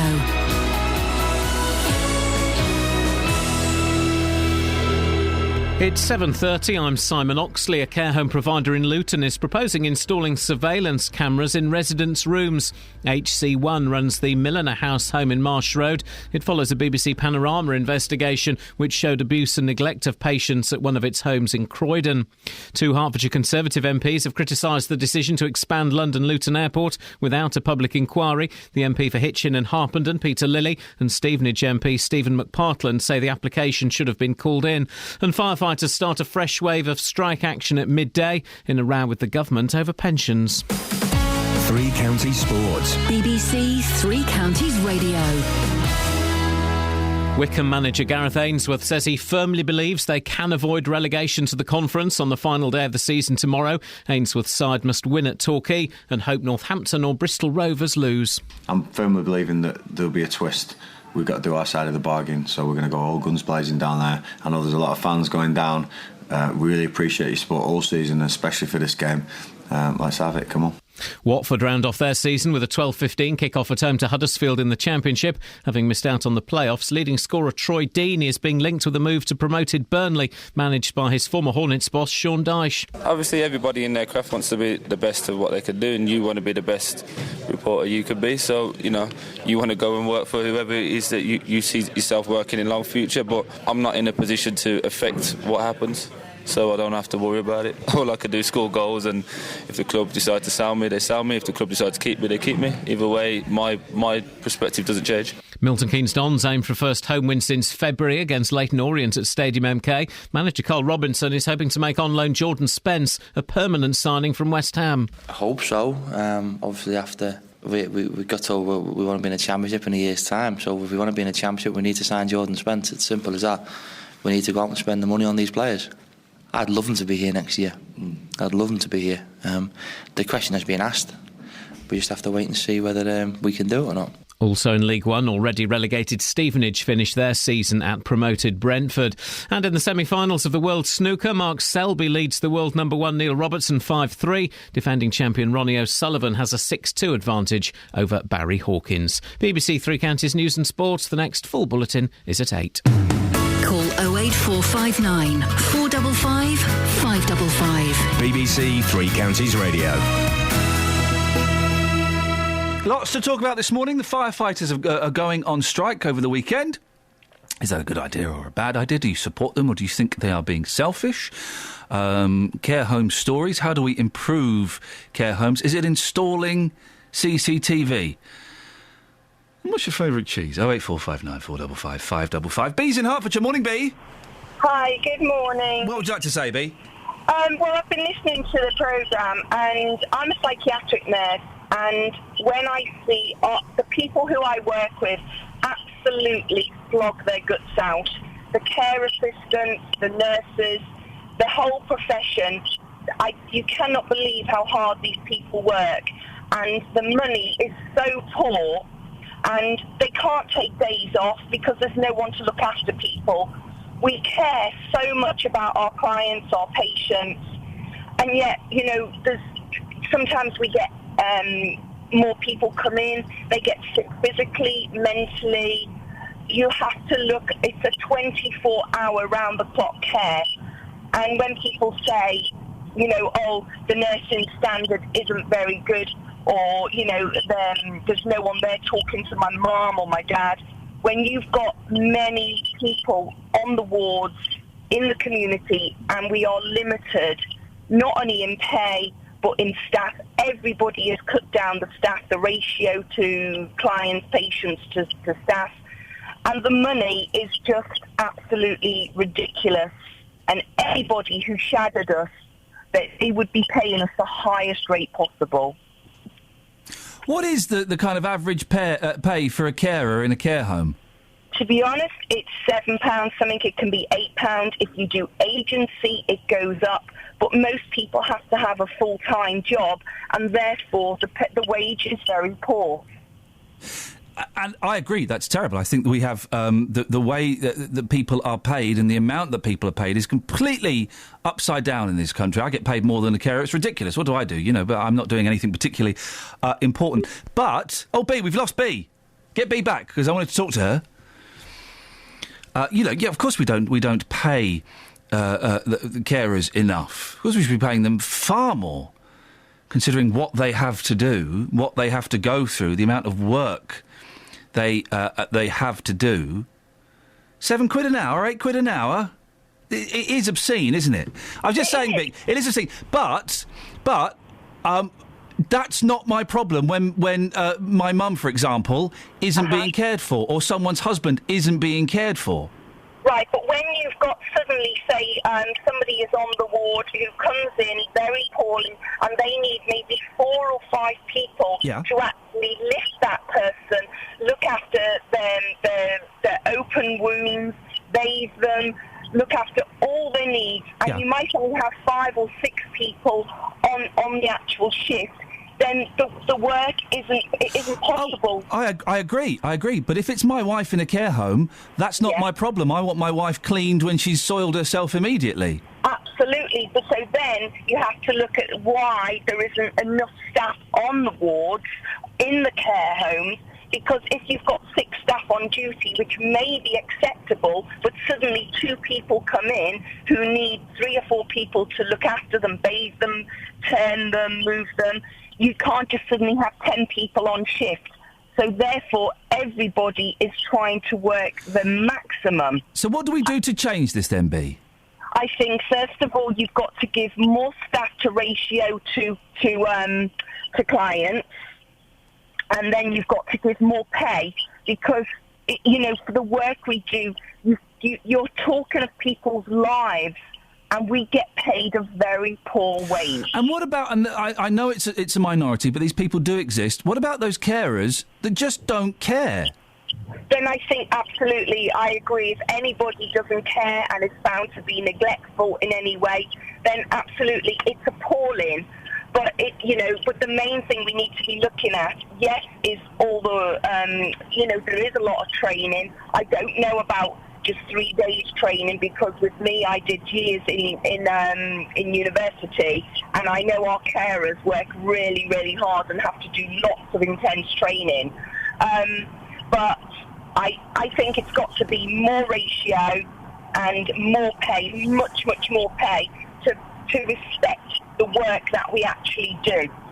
Pete, thank you very much indeed. We've got to move on, so I want to get some other voices in. 08459 455 555. Peter's in Walmer Green. Morning, Peter. Good morning. What do you want to have a whinge about today? I was talking about, because you're talking about care homes, and I was going to add something to that. I used to go and visit my sister in a couple of care homes some years ago now, but there was one or two in there that really went the extra mile. I mean, there was a lady there who did little things extra than she was supposed to be doing, and I gave her a bottle of wine in there because she was doing things like, just the simple things like throwing a ball to the people all sitting around the room in their chairs. Throwing a ball at people sitting around in a chair? That sounds like abuse. For them to catch. Oh, okay. It was a good game. It was making them react. They were reacting. Yes, I know. And because she was doing that, it was a little additional thing that she was doing.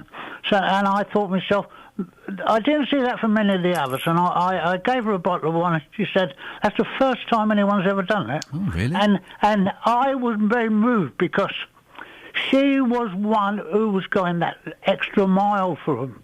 And yet, it didn't matter. My sister was in a private one, and she was in a public one, if you like. Yeah. And there didn't seem to be any difference in standards, really, at all.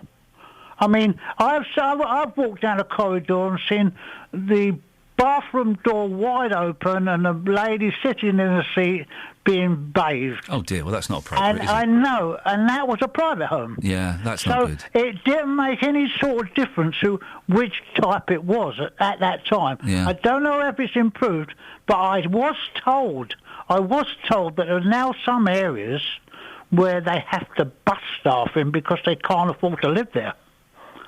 Oh, so you work that out in your own mind what is going to happen there. Peter, one final thing before you go. Yeah? What did the cheese say to itself when it looked at itself in the mirror?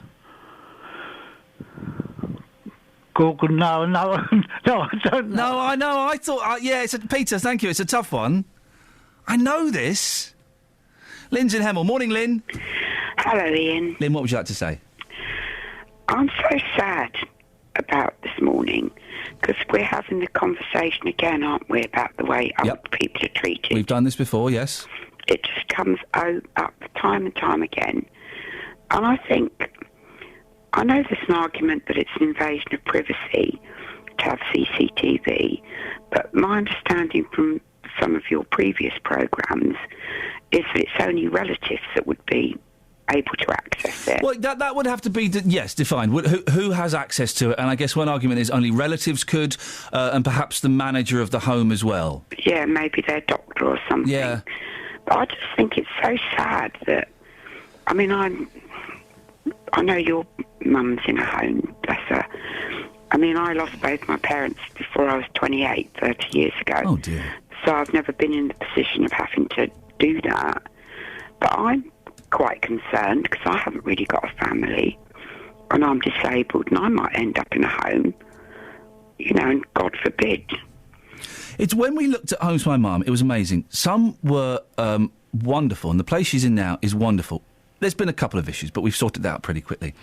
Some are flipping awful in it. Even when you walk in and you can either smell wee or disinfectant, you know that's probably, the overwhelming smell of disinfectant or wee.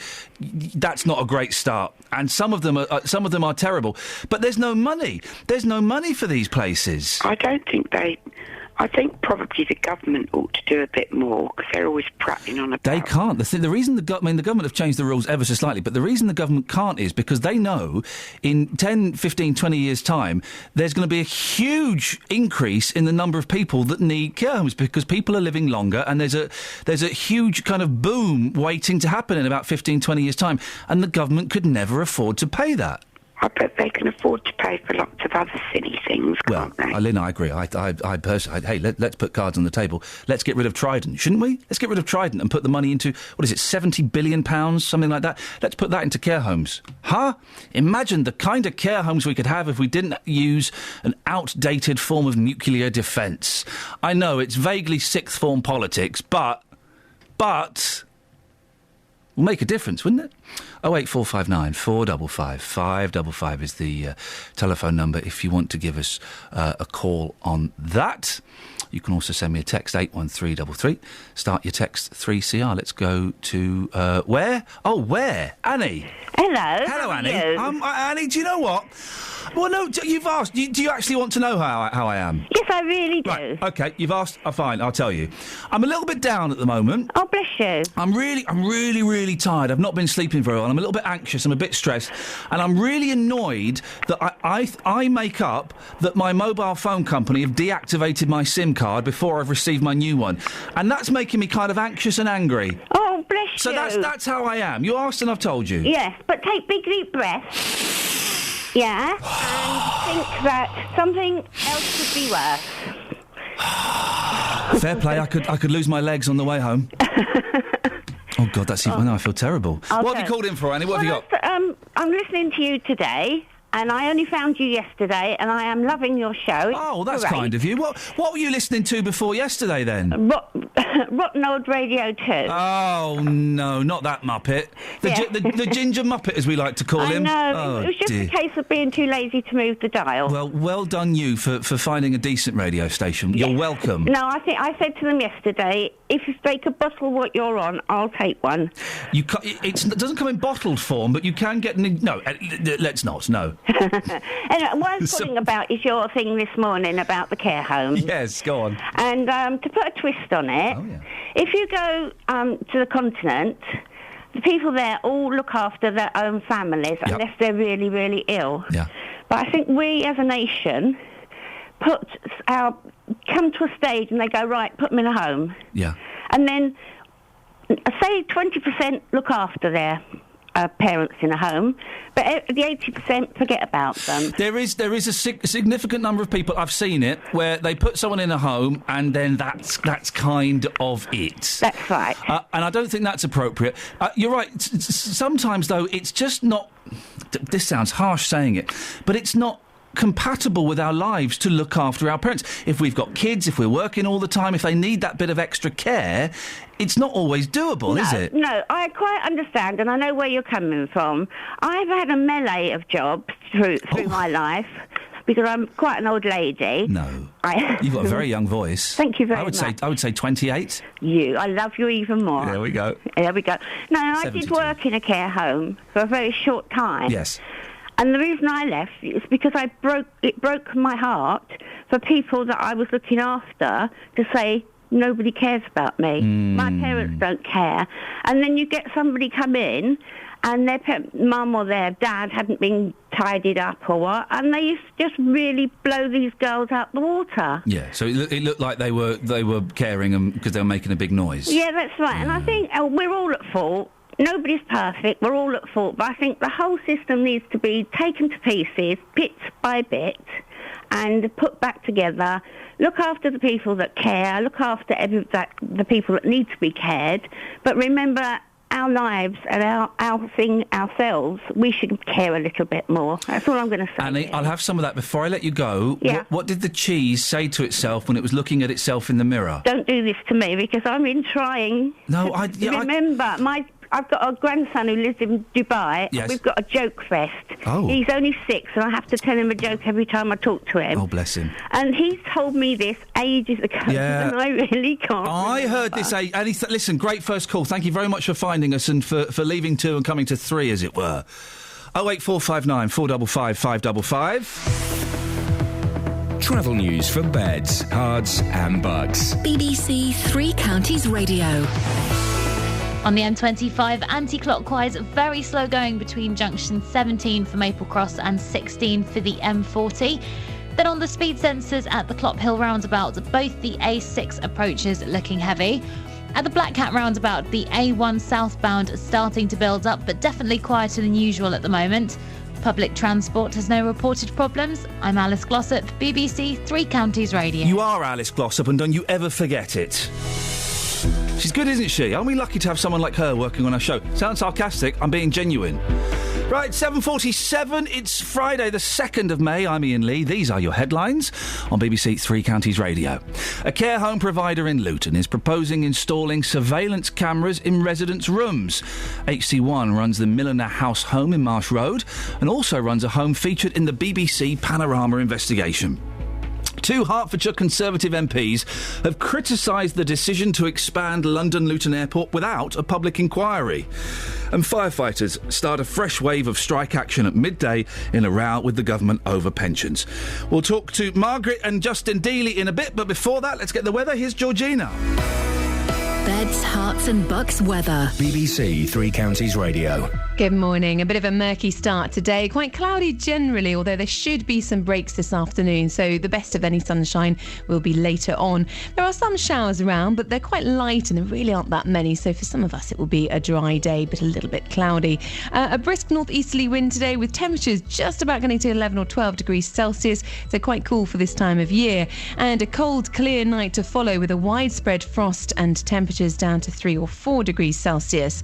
And tomorrow we've got some sunny spells and lighter winds, so quite a pleasant day, but temperatures still struggling. We're only looking at highs of 12 or 13 degrees Celsius. But those temperatures do improve over the bank holiday weekend, so we'll have some frosty mornings and frosty nights, but it should be settled, largely dry and fine, with some sunny spells which could be hazy at times. That's your latest forecast. Thank you, Georgina. She's good as well. Every weekday morning from 9. Good morning, welcome to the JVS show. Your local stories. Have you had to rebuild your life after being a victim of crime? Do you think it's inhumane to keep people in prison for life? Do you think that immigration needs to stop? Your local life. Why do 70% of this country feel immigration is wrong? We've actually got an open doors policy. I am just so angry listening to some of them people. What the government will do, they'll start introducing American-type sentencing, like 200 years in prison. The JVS show. British people are not xenophobic. Weekday mornings from 9 on BBC Three Counties Radio. Margaret's in Milton Keynes. Good morning, Margaret. Oh, good morning. Good morning, Margaret. What would you like to say? Well, about that lady who worked in a care home. Oh, yeah. Talking about money and that she had been to university. Not once did she use the word empathy or compassion. I mean, who cares if she's been to university? We need more people with compassion who's got feelings for these people. And she was saying they're overworked. Yes, we know they're overworked, but that doesn't mean to say you can slap them, hit them. Oh, and it was B we spoke to, and I'm sure B wouldn't, would say it was inappropriate to hit them and slap them. Of course she would. Of course not, but she didn't bring that up. But what is happening? They're being hit. They're being ill-treated. A really tiny minority. That's not to excuse it. Of course that's inappropriate. Of course that's inappropriate. But I don't want to start scaring people. I don't know that it's a minority. Well, it is a minority. Well, Margaret, of course it's... Don't. No, we do know that... Face the facts. What's happening? What are the facts, Margaret? The facts are that old people are being hit and being mistreated. Yeah. It's bad enough that there's not enough carers to go around to see to washing them, but there's no need to hit them. No, of course there's not. But you're talking about the facts. Yes, it's happening, but another fact is it's not the majority of old people that are being hit. Well, I'll tell you what's happening. Yes. People are turning against old people because we're being demonised. On the radio, in the papers. Oh, we're bringing the country down on its knees because there's too many of us. Where have you heard and read that, Margaret? I've missed those stories. All they keep saying is that we're a drain. It's costing so much and it's going to cost even more in the future. Yeah. There's too many of us. And a lot of old people now are finding a reaction with youngsters. They're being pushed in the queue.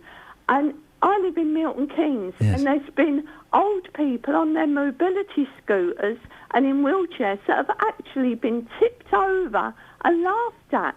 When has that happened? I missed that story. No, that has happened. When? Because that's awful. When did that happen? We'll look into it. This is a few months ago. Yeah. And people have been sworn at in supermarkets. Because they're old and they're a drain on resources? Well, I think it's a slow drip effect of keep complaining about how we're draining society for living too long, and there's going to be more of us living even longer. Margaret, I've got to cut you short there, not because I'm annoyed by the slow drain drip of you, but because I've got to get Justin in. If that's true, if old people, I'd missed that story. If old people are being tipped out of their wheelchairs and laughed at because they're old, well, that's awful. Maybe you could shed some light on that. Give us a call. I'll give you the phone number in a few minutes. We've been talking about Houghton Regis this week, the home of the big tour. Well, it's not had the best week in the big tour, has it, Justin? Oh, Ian, it's been a dreadful week. I mean, most places we go to a different town or village every single week. We normally get a glowing reference. This place is absolutely fantastic because all we've been reporting this week about Houghton Regis is, to be quite frank, bad news stories. Yes. People here saying it's a no-go area. Not great reports at all, got to be said.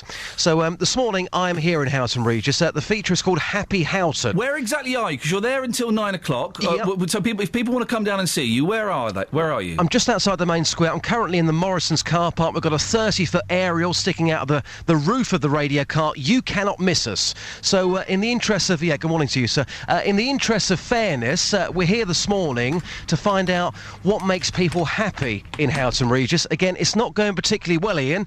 Here's what's been going on. Sue, good morning. We are live in Houghton Regis this morning. You can see our radio car. Do you like my mast? It's lovely. Yeah, it's very big, isn't it? So, tell me, what makes you happy about Houghton Regis? I live here. Apart from that? Morrison's. Okay. No, I mean, you could live anywhere. There's Morrison's everywhere. Come on, what's great about Houghton Regis? What's the standout feature? I haven't got a clue. You give me a clue. Well, you live here. Yeah, only just. Yeah. I've just moved here. You want to move out, don't you? Yes. Oh dear, thanks very much. Simon, Houghton Regis, here we are. Look at it, it's hustle, it's bustle. What makes you happy about Houghton Regis? The new shopping centre that's opened up. The new roadway, it's safer. Yeah. The roadway. Yeah, the new road layout. Yeah. It's not something you're going to be talking about to your friends across the world, is it? I mean, come on, what makes you happy about Houghton Regis? I don't think of anything. Jackie, what makes you happy about Houghton Regis? If there's one lady who can say something good about this place, I can see that cheeky smile. It's you. What's so good about Houghton Regis? I think the community spirit. I think people care for one another.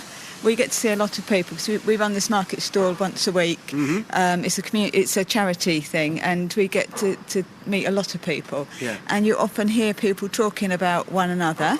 And I know people think that's quite a horrible thing sometimes, but you hear people saying, oh yeah, and then when I went in, he was on the floor, so I phoned the ambulance, and I often hear people talking about how they've helped one another out and things like that. So I think there is a strong community spirit in Houghton Regis. Excellent. That's a good point, the only good point so far. If I had a gold star, I would give you a gold star. Well, thank you very much.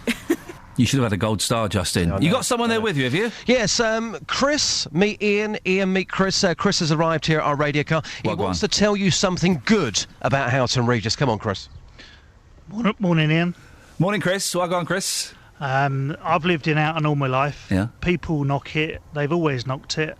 But there's a lot going on in Houghton. If you go out and look for it, you've got a lot of clubs. You've got Horticultural Society, Women's Institute, Monday Club for the Blind, over 50s clubs, over 60s clubs. Well, there's only one of those clubs I can attend. Right, youth club. Again, there's still only one club I can attend. There is lots going on. Why do you think it gets such a bad press then? A lot of it is peer pressure in that Houghton's always had a bad name. There's certain people that like and thrive that bad name and they don't want to get away from it.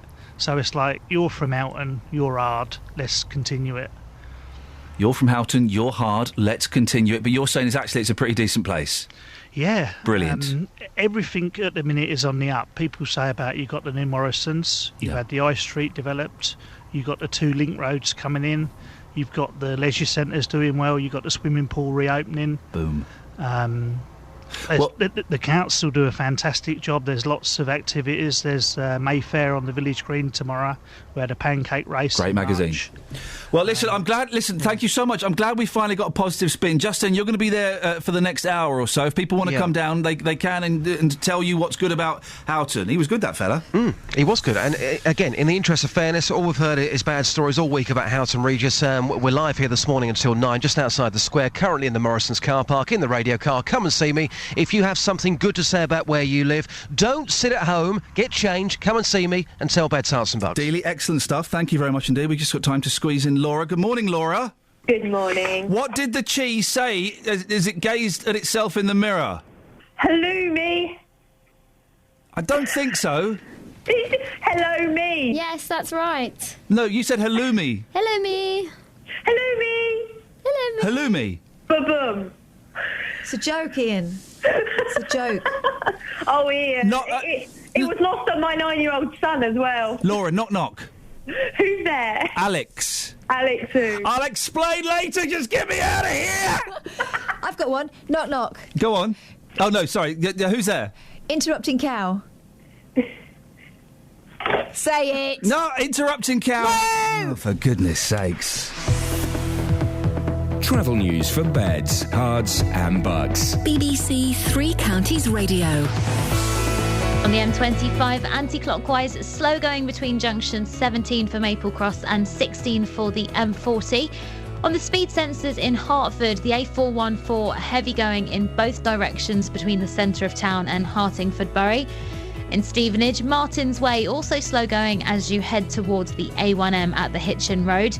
And we've got some delays in Bedford, the Bromham Road quite slow as you go towards the centre of town. Public transport has no reported problems. I'm Alice Glossop, BBC Three Counties Radio. Thank you very much indeed. Gosh. We really have, I believe the phrase, jumped the shark. But a big shark made of cheese. A cheese shark, if you will.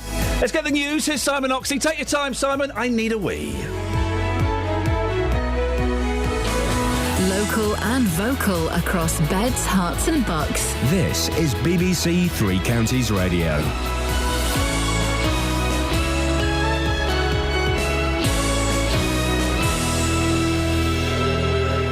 It's 8 o'clock. The headlines. Luton Care Home proposing surveillance cameras. Firefighters back on strike at midday. And Hertfordshire MPs criticise Luton Airport decision. BBC Three Counties Radio. A care home provider in Luton is proposing installing surveillance cameras in residents' rooms. HC1 runs the Milliner House home in Marsh Road. It follows a BBC Panorama investigation which showed abuse and neglect of patients at one of its homes in Croydon. Emma Carr from Big Brother Watch isn't convinced. We've seen with CCTV in terms of antisocial behaviour and general crime, it doesn't necessarily change people's behaviour, it just moves it to different areas where there isn't CCTV. So I think, as I said, I think it's all about changing the culture in care home, getting the best people in there to look after the elderly and the disabled, getting the best training and making sure there's measures when people can report when there is wrongdoing going on.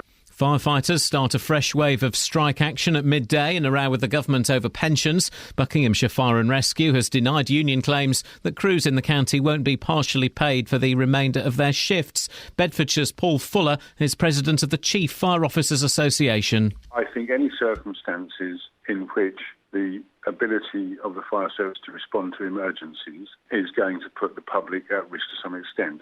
We will do our best over the weekend to minimise that risk. And we'd like obviously some help from the public in doing that by asking them to be a bit more vigilant around the home. If a major incident is declared, we have a procedure by which we can recall firefighters that are involved in industrial action. Two Hertfordshire Conservative MPs have criticised the decision to expand London Luton Airport without a public inquiry. The MP for Hitchin and Harpenden, Peter Lilly, says he tried to persuade Secretary of State Eric Pickles to call in the application and has described the conditions laid down on aircraft noise as very watered down. Stevenage MP Stephen McPartland says it was an important opportunity for a transparent and independent public inquiry. The Sinn Féin President Gerry Adams has spent a second night in police custody at Antrim in connection with the murder by the IRA more than 40 years ago. Jean McConville was dragged from her home in West Belfast in 1972 and never seen again. A man from Luton who stabbed his sister-in-law to death will be sentenced for murder today. John Evans attacked 70-year-old May Evans at the wheel of her car in Trent Road last November. More from Lee Agnew. Luton Crown Court was told that John Evans' brother had married May Evans just 6 weeks before her death. He was going to see if his late mother's house had been put up for sale when he saw Mrs. Evans getting into her car. It was then he carried out the fatal attack. The 56-year-old has already pleaded guilty to murder.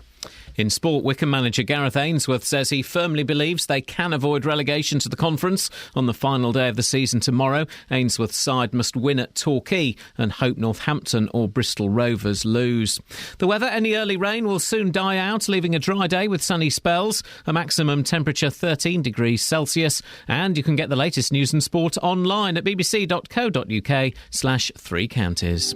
BBC Three Counties Radio's big tour of beds, hearts and bucks. And you've got your friends here as well, you see, that's right. It's growing all the time and lots of new developments happening and stuff. It's all about where you live. The view from my home, which looks out over Thornturn across the fields. And all this week we're featuring Houghton Regis. Pass through and enjoy the experience. The big tour of beds, hearts and bucks. BBC Three Counties Radio. Have a word. It's nearly 4 minutes past 8. On Friday, the weekend starts in 56 minutes, kids. Lots to talk about between now and then, though, of course. Care homes. How do we improve the care in homes? Is it by installing CCTV cameras? Or does the whole industry need a kick up the backside? Firefighters are going on strike again over the weekend. Oh, really? Oh, and anything else you fancy talking about? We're trying to find good stories about Houghton Regis. Got any? 08459 455 555 is the telephone number. If you want to give us a call, please do. Across beds, hearts and bucks. This is BBC Three Counties Radio. Across beds, hearts and bucks. This is Iain Lee. BBC Three Counties Radio.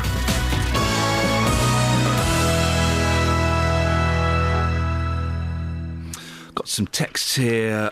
Leslie in Watford says, please tell Margaret that old people do their share of abuse too. Margaret was saying that a lot of old people are being abused. One girl had a verbal swipe at me because fat people are all on benefits and it's disgusting she has to pay for them. She found herself being corrected by yours truly in double quick time. Sadly, it's not just happening in elderly care, but with people with learning and physical disabilities too. I've worked in social care for over 27 years. I'm in the process of changing my career because I can't stand the poor practices that still go on, and some managers are no better as they collude too. Let me do... I tell you what, we've got three more. I'll do those in a little bit. Let's speak to a guest first. The country's third largest care home operator, which runs a facility in Luton, is seriously considering installing surveillance cameras in residents' rooms. HC1 is consulting people living in all its homes, including Milliner House in Marsh Road, following an investigation on this week's BBC Panorama. The firm owns one of the care homes where residents were shown being abused and neglected and wants to offer greater reassurance and protection. The suggestion is they'd be offering cameras on an opt-in basis. Well, Chris Ryan is the Managing Director of St Andrew's Care Homes in Bedford.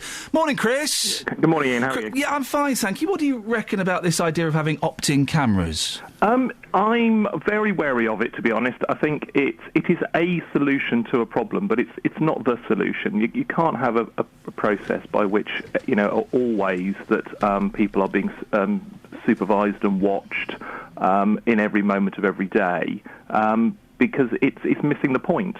If you want to improve care with people, and clearly it needs improving, there's no doubt at all. You watched the Panorama programme the other day, and what was going on there was just appalling, and it shouldn't be happening. But the way you go about managing that has got to be an element of supporting people to get it better, as well as just trying to be, Big Brother watching you every 5 minutes. We'll talk in a second, Chris, about ways we can improve the system, because you're right, it does need to be improved significantly. But while we've got the system we've got at the moment, if rogue carers know that a resident has a camera in their room that's seen by maybe, let's say, the care home manager and the family, then they won't be abusive, will they? Because they know that there is a potential they will be seen. Yeah, I think you're making the point now. If you've got a rogue carer who is out there to abuse people, then you're right. In the room, they know there's a camera. They're not going to abuse that person. You're quite right. But this suggestion is that it's an opt-in option. So people were going to choose to put cameras in their rooms. And there's an awful lot of issues around how you go about that choice. If you've got somebody who is confused in a bedroom, what choice do they have? Well, I guess you'd ask someone with power of attorney, if someone's got power of attorney in the family. But in lots of situations where they don't. No, of course. And in those in situations like that, we have to get local authority would have to be involved. We have to do things like called best interest assessments, all these kind of things. It becomes very complicated. It becomes complicated, and you're still not dealing with the issue. You've still got that rogue carer who, in your mind, is somebody who's out there to abuse. And I really don't think that is actually the position in most situations. No. I think what's happening here is that you've got people who are at the end of their tether. The staff are being stretched in all different directions. They're exhausted. They lose their compassion for the people that are in their care. And when they do that, they can potentially hit out. Now, there's no excuse for that, and it should never happen. And a camera may well be a way of catching somebody who does something like that. You had one of your workers was sent to prison, weren't they, because they were caught sleeping with the use of a camera that you installed? Well, not quite. No, we had a situation where our staff brought to our attention that they were concerned that something was going on that we wouldn't be happy about. So we immediately went into the home at night. And the manager went in, found the staff asleep, and took a photograph of them to prove that they were asleep. So we hadn't gone to the point of fitting a camera. To be honest, if we'd wanted to go down that route, it would have taken us longer to get it installed and to have dealt with the situation. And it could have, from knowing about it, it could have continued longer than it needed to. We were able to respond immediately with that situation, get in, prove that there was something going wrong, and then we supported the police and the authorities in getting this dealt with. So what do we do to improve the system then, Chris, to make sure that carers don't go rogue? How long have you got? Well, yeah. It's this is a whole society issue. We've got to look at the whole way we're looking at it, and it's not just about care homes either. I mean, we know that that unfortunately there are situations in care homes where this sort of thing's happening, but it's happening in hospitals as well. It's happening in people's own homes, and where if you like, why pick on a care home? We need to look at the whole way the whole of society views how we care for our older generation, because it is absolutely critical we get this right, because we're all going to get old. But there are people out there now who are old and vulnerable and need our support immediately. So things you can do, there's a lot of work going on at the moment about building on returning people to the word of compassion. You think it would be an obvious thing to say that people who work in care need to be compassionate. But the NHS is starting a whole new programme of trying to rebuild compassion in the workplace and remind people of what it is, why they came into care and why they're there. So there are, and we can train people in that. We can work with them to build their own individual resilience, so that they understand that when they get to the end of a shift and they're tired and they're exhausted, and that resident who has been calling out all day for the same thing, because in their world that is the most important thing to them, that then don't get exhausted and respond in an inappropriate way to them. We give them the chance to understand that, and you can do that. So, and other things we're doing is we're involved in a pilot with the National Skills Academy and Skills for Care, which are the big national organisations which help us develop staff, in how we recruit staff as well. So we're doing a little survey of people to try and work out the sort of personality profile to see whether they fit a profile that is more in tune with somebody that is caring. which, again, is something that hasn't been done before. This is a relatively new idea to try and actually fit people to the type of people who are good carers. Do we need to pay more money, Chris? Yes, we do.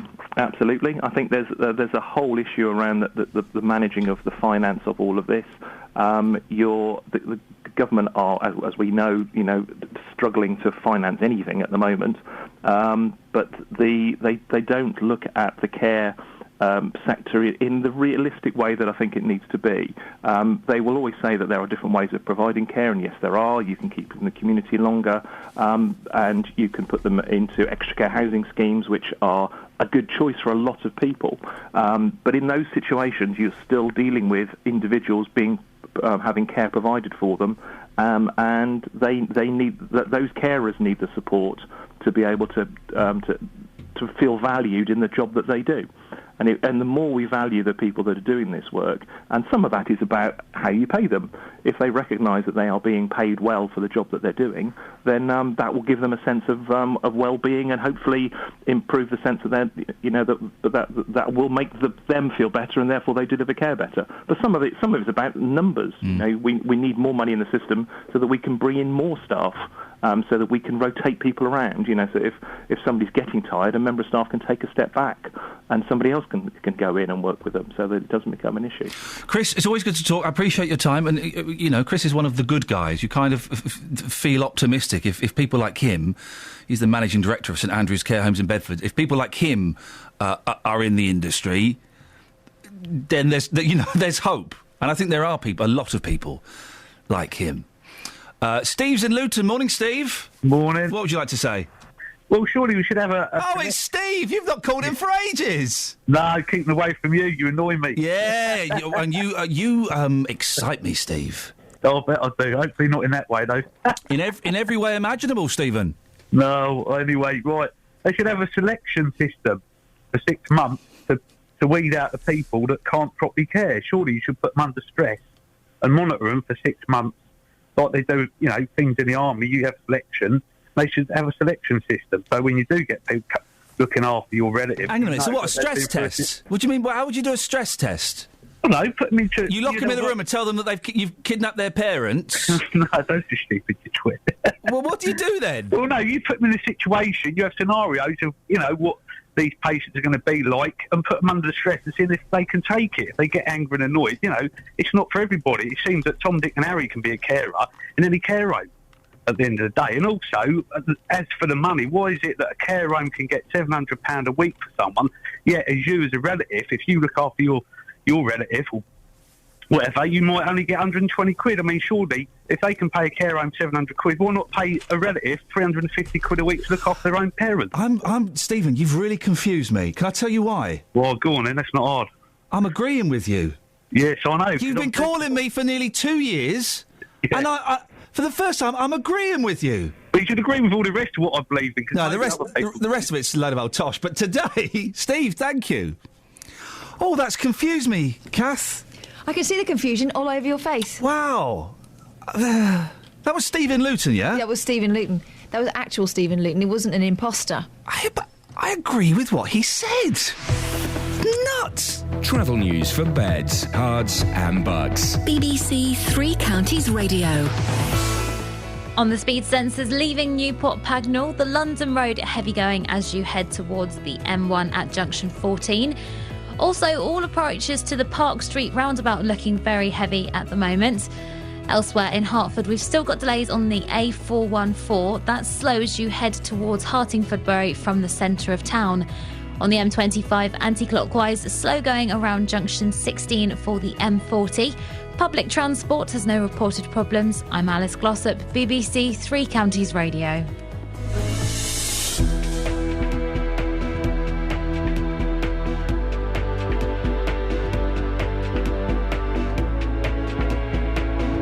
Sorry, I was just telling my woes to Jonathan Vernon Smith. Is it something you think you could scrap everybody from 11 o'clock on the consumer hour? You want me to deal with your consumer problem? I need you to deal with my phone. Forget your dodgy cars and your leaking roofs and all of that kind of... Can you make it do my phone? I don't see anything wrong with that. What? Oh, with doing that? Yeah. Okay, I'm defensive. I'm sorry. Aren't you? Look at you. Sorry, I'm ready to pounce. I apologise. Okay, lovely. Well, that's that sorted then. We'll find out what else is on the show in a second. Right now, it's 8:17. It is Friday, it's the 2nd of May already. Fantastic. These are your headlines on BBC Three Counties Radio. A care home provider in Luton is proposing installing surveillance cameras in residents' rooms.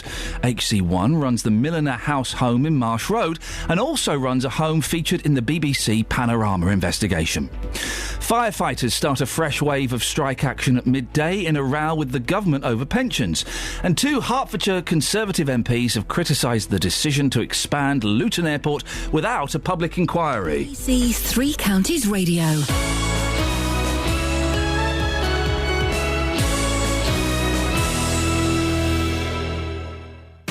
BBC Three Counties Radio's big tour of beds, hearts and bucks. There's nice people, there's nice shopping area. We live down near the Green and it is nice. Inviting everyone to where you live. On a whole, it's great.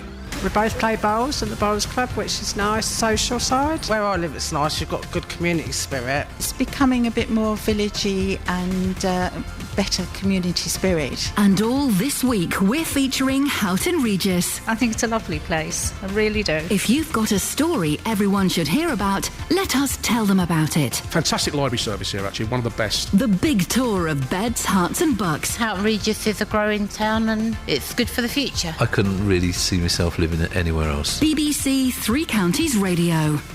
Here we are. So tell me all about your consumer problem without naming any company names. Right. Well, it's my. Can I mention the company name? No. Well, my phone company. Yes.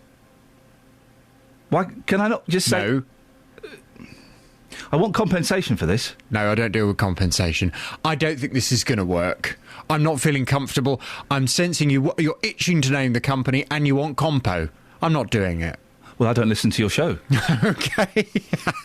Is it the fella that did that? That got funny with you? And it was a parking one, wasn't it? Oh, I've had several over the years. There was one the other day where it was a really good story about he got a ticket because he was like half an inch over a line or something. And then he said, I don't listen to the show. I've not listened to it for ages. Oh, yes, I do remember that. You said, well, in that case, I'm not dealing with your problem. Yeah. There was one a few years ago, before you joined the station, actually, that was probably the most awkward. Oh. It was when I had to give this consumer some bad news. Oh, dear. He turned on me on air. He turned on me and he said that he didn't like me, didn't like the programme, didn't like the way we operate. Well, yes. He went for me on air. Wow. It was quite a moment. You can see sometimes why the consumers that come on, why they're having problems with companies. It's not always the company's fault, is it? No, not always. Sometimes it's coming from those bad boys. No, there's no doubt. And I try to be fair when I do my consumer hour. Yeah. And I recognise that there are some terrible companies out there that rip consumers off, and I must fight for those consumers who have been ripped off. But I also approach it from the fact that there are some consumers who are complete nightmares. Yeah. For some companies, and those are my favourite ones. And those nightmare customers end up at my programme demanding things that they're not entitled to. Yeah. And I tell them. Otherwise, it's not fair on all those retailers, is it? All over beds, hearts and bucks. It's genuinely one of my favourite hours of radio in the week. I love it. I love it so much. Do you? Yeah, and I kind of leave here normally about 11, 11:15.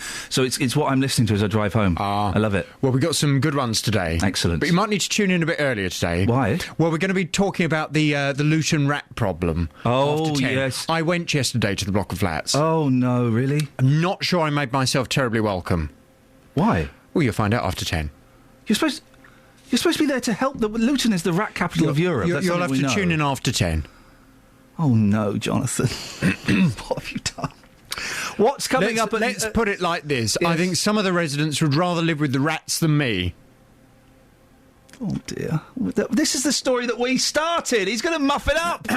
Yeah. I look forward to listening to that. What's happening at 9? Coming up on the big phone-in this morning from 9, do you think care homes should put CCTV in residents' rooms? The third biggest care home company in the UK is considering introducing CCTV into residents' rooms. I've been listening with great interest to you discussing this morning, Iain.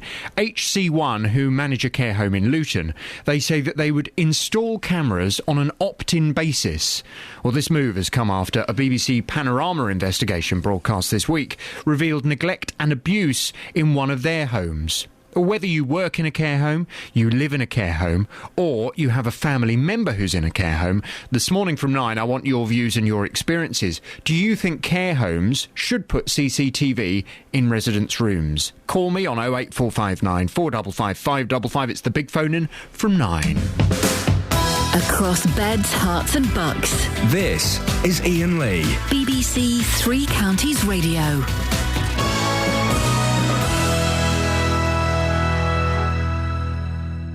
She'll be listening. It's a little bit tricky to listen at 9 because we're working so furiously upstairs. Yeah, we're doing that. But I'm going to be listening at 10. He's just telling me some of the stuff that's coming up, and it does sound pretty awesome. 08459 455 555 is the telephone number if you want to give us a call. We're talking about care homes. We're talking about should CCTV cameras be installed, and also kind of widening it out a bit. If CCTV cameras aren't the way forward, then how do we improve the care that goes on in care homes? Matt's in Luton. Morning, Matt. Hello. Now, we know for a long time, before your wife very sadly passed, quite recently, she was in a care home, wasn't she? Yes, she was in there for 2 years. And how was she looked after, do you think? Absolutely marvellous. She was marvellous carers. And I still say, Ian, we should go back to the roots again and let all the councils take over the care homes again. Because we now got care homes with people that are not interested. They're only interested in making the money. £800 a week, average. And that's big money. And my mate Steve said a great thing about why do they pay so much to these care homes? And yet I looked after my Margaret for 6 years, and I was on pittance. All right, I had the carers still come in twice a day, but they were still doing it cheap if you have your parents at home, and if they pay the people the proper wages. If they paid the people the proper wages, and if they paid all the people who care for family members at home a decent wage, the country would go bankrupt. They just could not afford it. Is that what you think? That? Oh, it's right, because there are so many people. Carers who care for their family at home, I don't remember the figure, but they save the country tens of billions, if not hundreds of billions of pounds. Yeah. I'm not saying it's right, I'm saying it's sad, but that's the truth. But the other thing is the camera business. I don't agree with that at all. You don't think there should be cameras in there? No way. Why not? You're taking away, like where we were in our home, in the care home. We had a terrific manageress, and she scrutinised all her carers, and they were brilliant. Now, if there was a camera, A, they'd have to get your permission, and B, only you and the care home manager would see it. Yes, and it could be clouded too. They'd still find ways to get over the camera. Well, you might be right. Matt, I've got to move on. Always good to talk to you. I think we were almost in agreement there. That has to stop. We'll change that next week. Wycombe are in grave danger of losing their Football League status this weekend after 21 years as a league club. The Wanderers face being relegated to the Conference, along with tomorrow's opponent Torquay. We can speak to Wycombe director Matt Cecil. Good morning, Matt. Morning, how you doing? Yeah, I'm OK. What do Wycombe need to achieve and to happen elsewhere for them to stay up? Well, I mean, last weekend's results were so unexpected and went against us so badly. It's now out of our hands. I expect that we must win at Torquay and hope that either Northampton lose at home to Oxford or Bristol Rovers lose at home to Mansfield. And what are the chances of that? You sound, pretty deflated as it is. Yeah, I think we've been the whole season without dropping into the relegation zone, and then with one game to go, we find ourselves in there facing this uphill struggle now to get out of it. So I think everyone's kind of shocked, and certainly after last Saturday's game, we were feeling deflated. And then throughout the week, I think there's been just a growing optimism that something could happen. We've got quite a good record down in Devon, so I was getting our end of the bargain. I think I'm quite comfortable about and quite confident that we can get the win. It's just whether our former manager, Gary Waddock, former Luton man, of course, he's now in charge at Oxford. It would be great if he could do us a favour to Northampton to send them down. Is that how it works? Relegation for the club, what would that mean exactly? Well, I mean, the first thing would just be an immediate cost cutting, really. I mean, being a Football League club, we get a lot of grants and money from the Football League, and that kind of disappears once you disappear into the conference. So, we would have to look straight away at the budgets and just make sure that we cut our cloth accordingly and, make sure that we can strive to break even whatever division we're in. That's the aim. And you've been struggling for funds for a while as well, haven't you? Yeah, I mean, we're one of only 4 clubs in the country which are owned by our supporters, which means there's nobody pumping money in and keeping us bankrolled. We really do have to, make the most of every penny that we've got, and that has been a struggle since the Supporters Trust took over a couple of years ago. So it has been an ongoing battle to stay afloat. The guys in charge have done a brilliant job of, making sure that we've still got a club. Obviously, the aim was to stay in the Football League and to grow. This season has proved hard for a number of reasons. We find ourselves in danger of slipping out. But whatever happens, the Trust are doing everything they can to ensure we have a club, whether that's in the Football League or in the conference. You've got quite a few players as well, haven't you, who are going to be out of contract at the end of the season?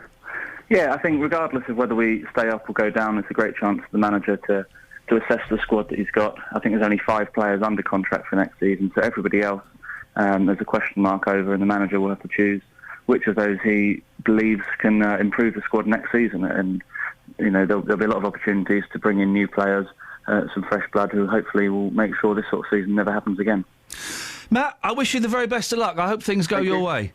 Thank you very much. There we go. Wickham director Matt Cecil, 08459 455 555. Got an email about Houghton Regis. Don't forget, Justin Dealey is at Houghton Regis. He's in the Morrison's car park. He's looking for your good Houghton stories. So go and find him and tell him your good Houghton stories. Jenny says, Iain, stop giving Houghton Regis a bad press. Although we do not live in the town, my daughter chose to go to the UTC. It's the best engineering college by far locally, leading the way with STEM subjects. Go see for yourself. There we go, a good story. Let's see if we can get some more before 9. Travel news for beds, cards and bugs. BBC Three Counties Radio. In Bedford on the speed sensors, the Bromham Road heavy going as you head towards the centre of town from Biddenham. Also in Luton at the Kidneywood roundabout, the London Road heavy going as you approach the motorway. In Hertford, things still looking busy on the A414. That's slow going as you head towards the centre of town from the A10. And in Cheshunt, on the A10 itself, southbound is queuing as you approach the M25. Public transport has no reported problems. I'm Alice Glossop, BBC Three Counties Radio. Thank you, Alice. I'm about to retweet a picture that was apparently on the Daily Mail website of me, right? Daily Mail Online. Yeah, I look quite good in this picture, I think. Here's a showbiz secret. I'm actually holding my stomach in while the picture was taken, and I still look massive. Across beds, hearts and bugs. This is BBC Three Counties Radio.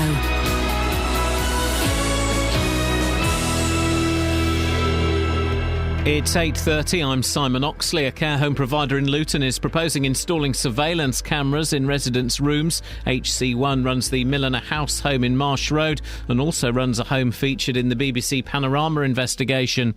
Firefighters start a fresh wave of strike action at midday in a row with the government over pensions, and 2 Hertfordshire Conservative MPs have criticised the decision to expand London Luton Airport without a public inquiry. Three Counties Sports. BBC Three Counties Radio. Wycombe manager Gareth Ainsworth says he firmly believes they can avoid relegation to the conference on the final day of the season tomorrow.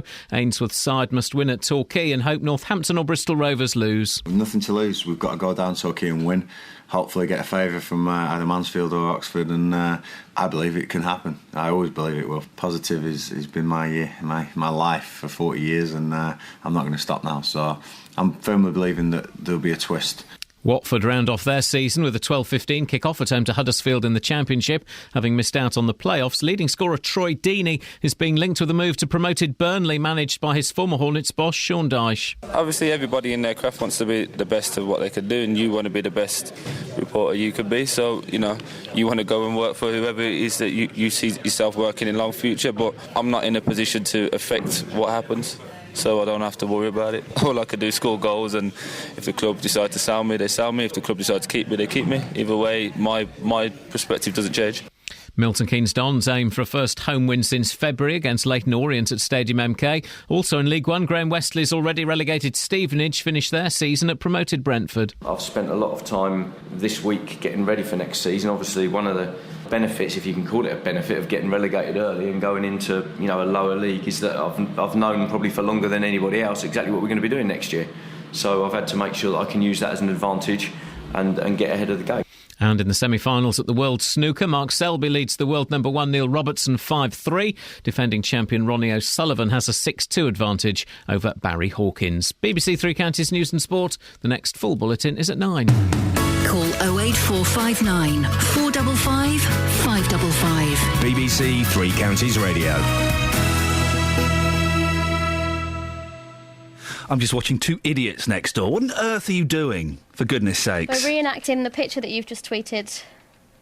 Oh, you cheeky, rude... Huh?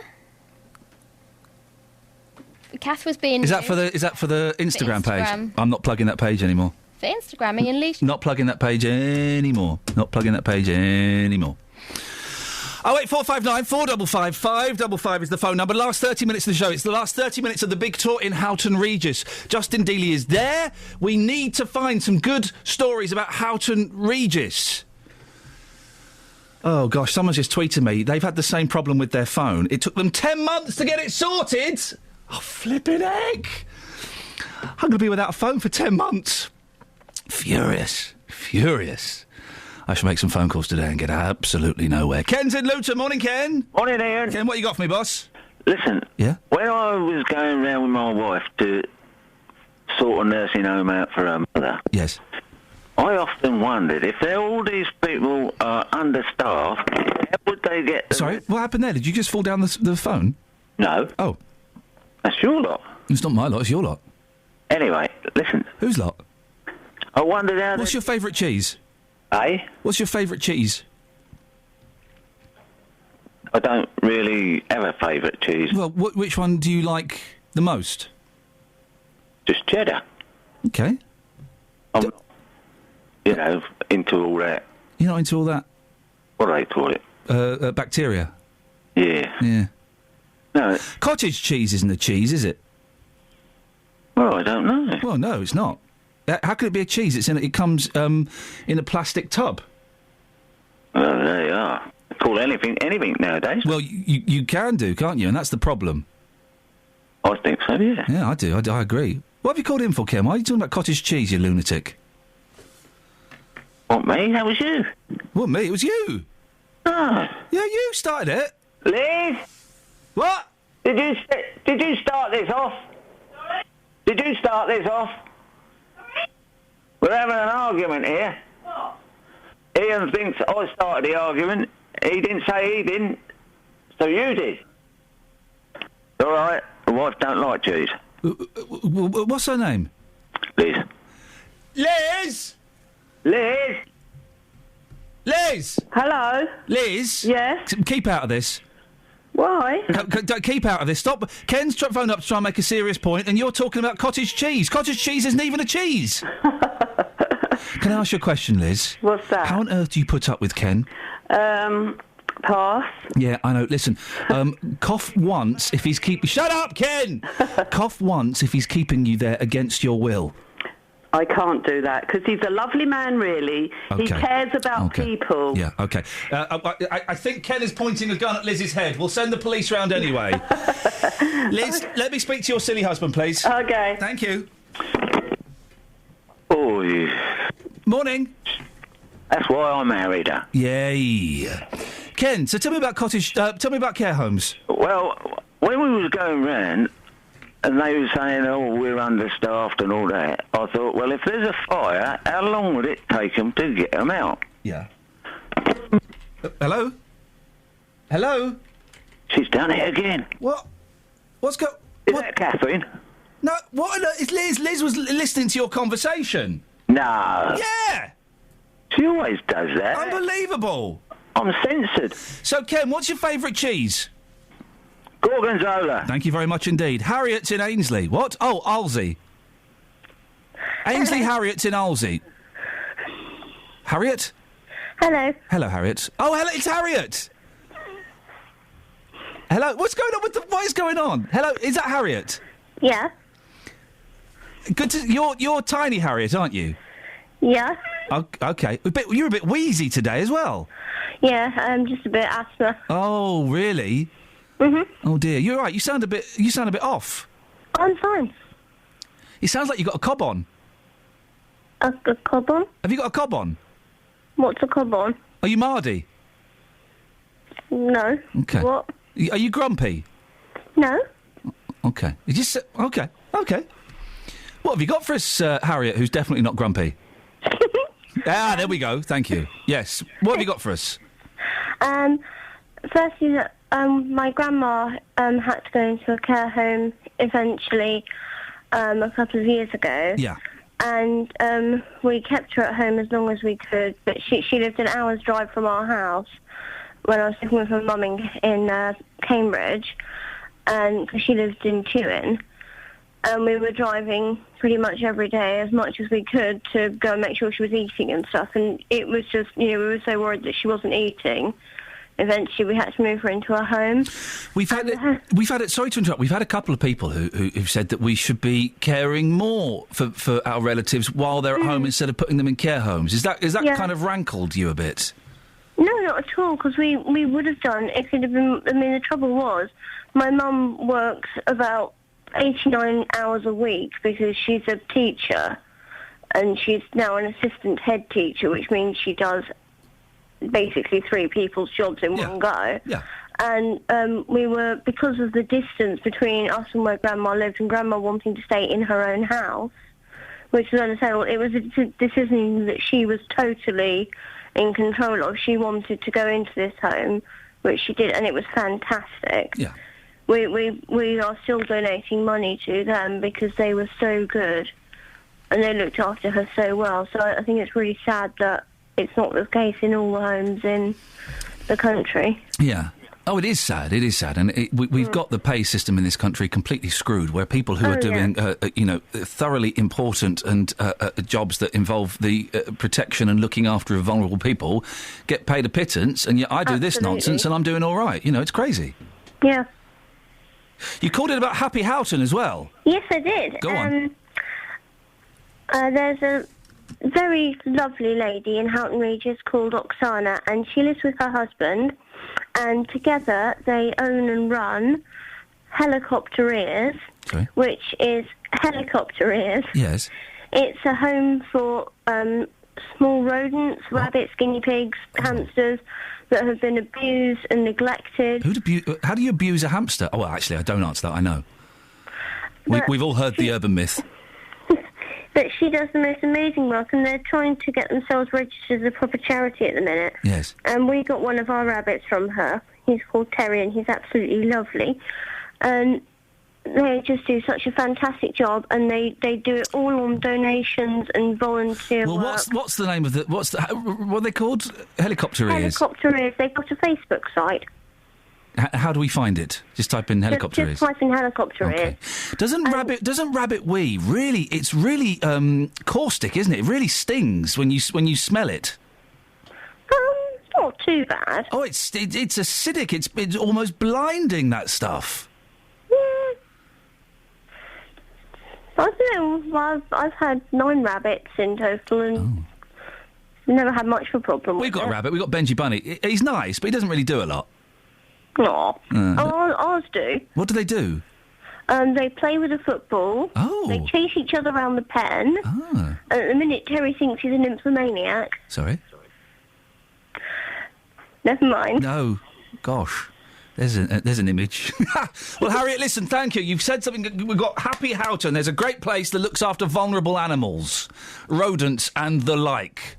Superb. That's some Happy Houghton. Justin Dealey's in Houghton Regis at the moment. He's going to be there for another 15, 20 minutes. So if you want to go and tell some happy news, then do. Then do. Okay, let's have a quick look at the front pages, shall we, of the newspapers? Yes, why not? No. The Sun, the front page of the Sun is it's a BAP. It's a soft roll. Yeah, they've sold the front page of The Sun to Morrison's. What is this? It's a weird advert. Let's go into the real front page, shall we? Geldof inquest exclusive. Peaches cops hunt heroin pusher. No drug evidence discovered at home. Hubby Tom found body on spare bed. And Clarkson sorry for N-word mumble. There's a plum, isn't it? The Daily Mail. Tears of a Duchess. Camilla weeps for her darling brother. And in the week of teacher's shocking classroom murder, Clegg bid to block knife crackdown. A crackdown to prevent knife-wielding thugs avoiding jail is being opposed by Nick Clegg and senior Lib Dems. In the week Britain was left stunned by the classroom stabbing of teacher Anne Maguire, the Deputy Prime Minister and senior colleagues flatly refused to support a tightening of the law in private Whitehall talks. Okay. At first glance, that sounds outrageous, but I'd like to give that a bit more reading. And the front page of the Express has got a picture of Pippa Middleton's backside. Great work, guys. Apparently the French are saying it's false. How dare they? The Independent. She had Spanx on. Why the CPS dropped rape case. I don't know what Spanx are. What are Spanx? They're massive and very helpful pants. As prosecution rate falls even further, shocking details emerge of why complaints are not followed up. An alarming fall in the number of rape... OK, well, I don't know. That story needs... a bit more attention than I can give it at the moment. Oh, look, they found some lost Peter Sellers films. I'll have some of that, thank you. The Guardian. Peter Sellers in a skip. Oh, I'll have some of that, thank you very much indeed. Also, fraud trials in jeopardy as lawyers rebel. David... This is a great story. Alexander Cameron. Who's he? He's David Cameron's brother, and he's a QC... has come out and said, you've cut back legal... What do they call it? Legal funding. What do they call it? Aid? Legal aid, that's it. Yeah, well, it don't work. You need to bring back some more legal aid. That's David Cameron's brother has come out and said that. A fraud case has collapsed in court because the defendants weren't getting legal aid. Peter's in Wolverton. Morning, Peter. Good morning, Ian. Peace be with you, brother. There will be no peace this weekend as it's looking like I won't have a mobile phone signal. Oh. No peace, Peter. Fury. Fury! No.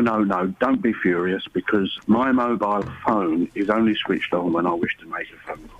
Well, the thing is, normally I wouldn't be bothered, but I'm away all weekend. I'm in Birmingham tonight and then Manchester tomorrow night, and I'm away, and I won't be able to phone up my boys. Oh, dear, oh, dear. Well, I will. I'll be able to go to a payphone, I suppose, actually. When you look at it like that, it's not that bad, but never mind. Peter, what have you got for us? Well, it's written by somebody of note that the mark of a good society is the care that it gives to the vulnerable, whether they be 90 or 9 months, and everybody in between. And I was saying that it's a shame... Yeah, forget those 6-month-old and those 92-year-olds. Those suckers can suffer as much as we want. Well, it's always the minority that ruin it for the majority, because yes. I'm sure that the majority of people that work in care homes, volunteers as well, they do a wonderful job in caring for the elderly, etc. Whereas the minority that are greedy, selfish and uncaring ruin it. The reputation, it all goes down the drain, doesn't it, because of that. They should be weeded out, of course. Peter, I'm going to let you go, because your line is breaking up for some reason, but you got your point across. Yeah, of course it's the minority of people that are abusive in care homes, and it's a tiny minority. We had one caller who disputed that and thought it was a majority of people being abused in care homes. It's not. It's a really, really tiny minority. But even that minority is too much. 08459 455 555. The last 15 minutes of the show. Let's get the travel with Alice. Travel news for beds, cards and bugs. BBC Three Counties Radio. On the M1 at junction 7 for Hemel Hempstead, a lane is blocked on the exit slip road, only really affecting traffic heading onto the M1 at the moment though. Going between Dunstable and Houghton Regis, the A5 heavy going in both directions. Also in Luton at the Kidneywood roundabout, London Road heavy going as you head towards the motorway. Then on the speed sensors in Hertford, the A414 heavy going as you head towards the centre of town from the A10. Public transport all looking good with no reported problems. I'm Alice Glossop, BBC Three Counties Radio. Thank you, Alice. Excellent stuff. 8:46, Friday, the 2nd of May. I'm Iain Lee. These are your headlines on BBC Three Counties Radio. A care home provider in Luton is proposing installing surveillance cameras in residents' rooms. HC1 runs the Milliner House home in Marsh Road and also runs a home featured in the BBC Panorama investigation. Firefighters start a fresh wave of strike action at midday in a row with the government over pensions. And in sport, a Wycombe Wanderers director says there would be immediate financial implications if they drop out of the Football League tomorrow. Justin Dealey's coming up, Stephen Borehamwood is coming up, but before that, let's get the weather. Here's Georgina. Beds, Hearts and Bucks weather. BBC Three Counties Radio. Good morning. Quite a cloudy day today. We should have some breaks this afternoon, which will allow the sun to shine through at times. But fairly chilly for this time of year, really. We're only looking at temperatures reaching 12 or 13 degrees Celsius. And there are a few showers around, although they should be quite light and not all of us will see them. A bit of a northeasterly breeze too. Now, tonight we've got a cold, clear night with a widespread frost. Temperatures down to 3 or 4 degrees Celsius. It's going to feel quite different to recent mild nights we've had. And tomorrow, those sunny spells, lighter winds. Temperatures still struggling with highs of about 13 degrees Celsius, but those temperatures do improve over the bank holiday weekend. So we're looking at a weekend that's going to be fairly settled, largely dry with some sunny spells, although that sunshine could be fairly hazy at times. But still a very pleasant bank holiday weekend. That's your latest forecast. On Sunday afternoon, we'll be live in St George's Square, Luton, for the culmination of a very successful season. Ronnie Henry is handed the trophy, he lifts it aloft, and the party has started. We're part of the official celebrations for Luton Town's league win. We'll be with the team as they make their way there. Yes, and the open-top bus has started making its way into the centre of Luton. We're here with the whole squad. And then we'll be hosting a very special stage show. Welcome to St George's Square for the Luton Town Champions celebration. Reliving some of the greatest moments of the season. Towards Andre Gray. Gray with a header, and there's the 30 goals. And some of the football at Kenilworth Road, it's just a joy to watch. Luton's title-winning party, Sunday from midday, here on BBC Three Counties Radio. Firefighters are going on strike over the weekend. 5 hours today, 12 hours tomorrow, 5 hours Sunday. Steve's in Borehamwood. Morning, Steve. Steve? Hi, Ian. Yes, Steve, what would you like to say? I just actually haven't heard you speak about the lazy firemen who have picked their great time until they get a long weekend and they've decided to go on strike to extend it. That just sort of sums up the scumbags that they are, doesn't it? You think the fire service is made up of scumbags? Yeah, I think it is in a lot of respects. And don't get me wrong, they do a great job, but they moan and whine just like teachers. They've got a job to do. They should get on and do it. They should accept the fact they sit around doing nothing for most of the day, and that's a fact. It's not debatable. It's a total fact. And yes, they do have to be there sitting around doing nothing, but they never admit to it, which is the most annoying thing. But when they do something, quite often they're putting their lives literally at risk. Yeah, very, very rarely, to be honest. Yes, they do attend fires. Yes, they do other dangerous acts. I'm not getting it wrong. There's a lot of people that do jobs similar, but the 95% of their time, they're at no risk at all, and about 80% of the time they're doing nothing at all other than in the gym, playing on their little playgrounds and all the other things they do, playing snooker, pool, watching telly. What do you do for a living, Steve? I don't think that's what I've rung up to. No, I know, but it's. I do think it's pertinent. What do you do for a living? I do actually work for a living. Yeah, and what do you do for a living? I work for a telecommunication company. Okay, so is there 5% of your working life when you're putting your life at risk? Probably more than that, actually. Well, actually putting your life at risk? Yes. How? A controlled risk, the same as fire. They have their PPE. How are you putting your life at risk, Steve, on a par with firemen? Because I climb towers up to sort of 180 metres in height, and if I'm not... And are they on fire? Stage, no, they're not on fire. Okay. But if it was on fire and I had the breathing apparatus and all the other... Ever saved a baby? No. Okay. And what, you think your job is as important as the fire service? I think we all have important jobs. No, we don't. We don't. My job's not important, Steve. In the great scheme of... No, it's not. In the great scheme of things, some has-been hosting a breakfast show in a local radio region. It's not important. What nurses do is important. What firemen do is important. Yeah, but not most of the time. It's not important, is it? It doesn't matter, but it doesn't matter if it's... I wish you'd called up an hour ago, Steve. Blimey, where were you? Yeah, I'm not arguing the fact that whether it's important or not. I'm the fact that they're doing their normal scum thing and extending their long weekend. They didn't decide to strike on a Wednesday afternoon, did they? They chose to strike on a long bank holiday weekend. Steve, why didn't you call in? Listen, the next time the fire service go on strike, can you call in about 7:30? I certainly will. Because we've wasted this opportunity. We'd have had loads of people calling in. Steve, have a good weekend. Thank you very much indeed. That's right, he called the fire service scum. Yeah, twice. Oh, I wish he called in at 7:30. If you want to call in and talk about that, we could probably squeeze you in. We can definitely squeeze in one call. 08459 455 555. J-Dog is in Houghton. We're looking for Happy Houghton. What's going on? Oh, Justin? Justin? No, we haven't got Justin. Can we rack Justin up ASAP, please? He seems to have disappeared. We've been all week for the big tour. We've been in Houghton Regis, and we've had some quite negative stories about it. So we've sent Justin there to find out some good stories about it, some happy stories. Oh, Justin, you're there now. Morning, boss. Morning, Justin. I think I better be quick off the back of that phone call. Wow.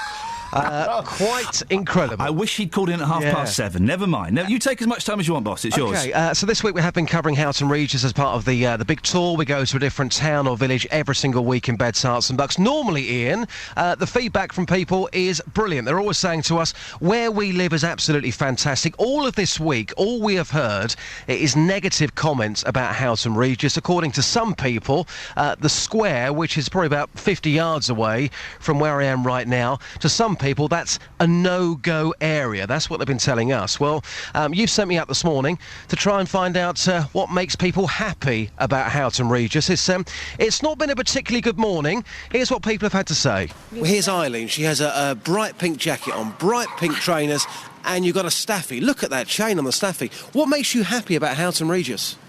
Well, I've moved down here from London for the last year, and I really enjoy working down here, living down here. The schools are really good, people are friendly. This is what we want to hear. Yes. Because we've been here all week, and all we've heard is bad stories. Oh, no, I really like it. I've moved from London. I spent 20 years in London, been down here 2 years, and really enjoy living down here. I'm so pleased you're saying that. And the staffy, what's his name? This is Sid. Sid? Yes. Sid the staffy. And this is Ruby. Fantastic. So good morning, Ruby. Morning, Ruby. Listen, have a good weekend. Take care. You too, love. Jack, good morning. I don't think it's barking dogs, but what makes you happy about living here in Houghton Regis? Don't know. I'm not sure, mate. Come on, there's got to be one thing. Keep that dog on a lead. It's easily walkable everywhere. Yeah. Yeah.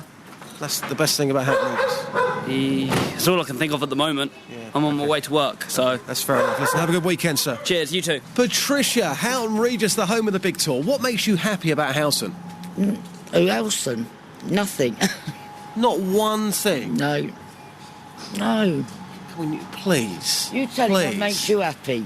Oh, no, it's all right. What makes you happy, sir? It's all right. Don't particularly make me happy, but it's all right.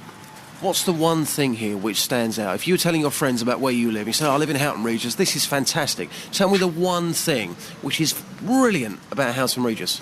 You tell me. Well, you live here, sir. I can't pick one thing out that's brilliant. Well, it's all right. Yeah. It's all right. It's not great. Now, earlier on we mentioned that we were live in Houghton Regis, which we are. We have the radio car with our 30-foot marsh. You cannot miss us. A lot of people bibbing their horns this morning. Graham Taylor has turned up to the radio car. What, Graham Taylor? The Turnip Taylor? No. He's actually a cool man. Hey. Yeah. No turnips here. So, Graham, meet Ian. Ian, meet Graham. Hello, Ian. What, go on, Graham. I love Houghton Regis. We've lived here for 27 years. The kids have grown up here. I particularly like live music, and the pubs cater for that. We've got 2 dogs. We walk over Houghton Hall Dog Park, and it's really nice. They're trying to get some lottery funding for that. We're a bit short on the social clubs. I'm trying to get St Vincent's reopened, and there's a load of people that want to help me. We've been in Houghton all week, and we've just had bad stories about it. Why do you think people are so unhappy with it? If you're so pleased with living there, I just think people need to wake up and smell the coffee and look at their own lives. It's not the town's fault they're where they are, you know. Live every day like it's your last. Well, listen, what a great way to end the big tour. Justin, excellent stuff. Thank you very much for that. Just a reminder, Justin Dealey will be on tomorrow morning between 9 and 12 with his own show, music show. He plays records and talks. So if you like Justin Dealey's voice, and if you like music, I reckon you should probably listen to it. Probably works for you. Pat's in Houghton. Morning, Pat. Hello, have you been talking to people from Dunstable that don't like Houghton Regis? Maybe, do you think that's what it is? Some people have snuck in. That's right, yeah. What do you think about these firefighters who, according to our previous caller, are scum? Well, I could return the compliment to him, actually. I mean, he's very self-centred and selfish. And if you've got people like that in our country, no wonder the firefighters are having to come out on strike.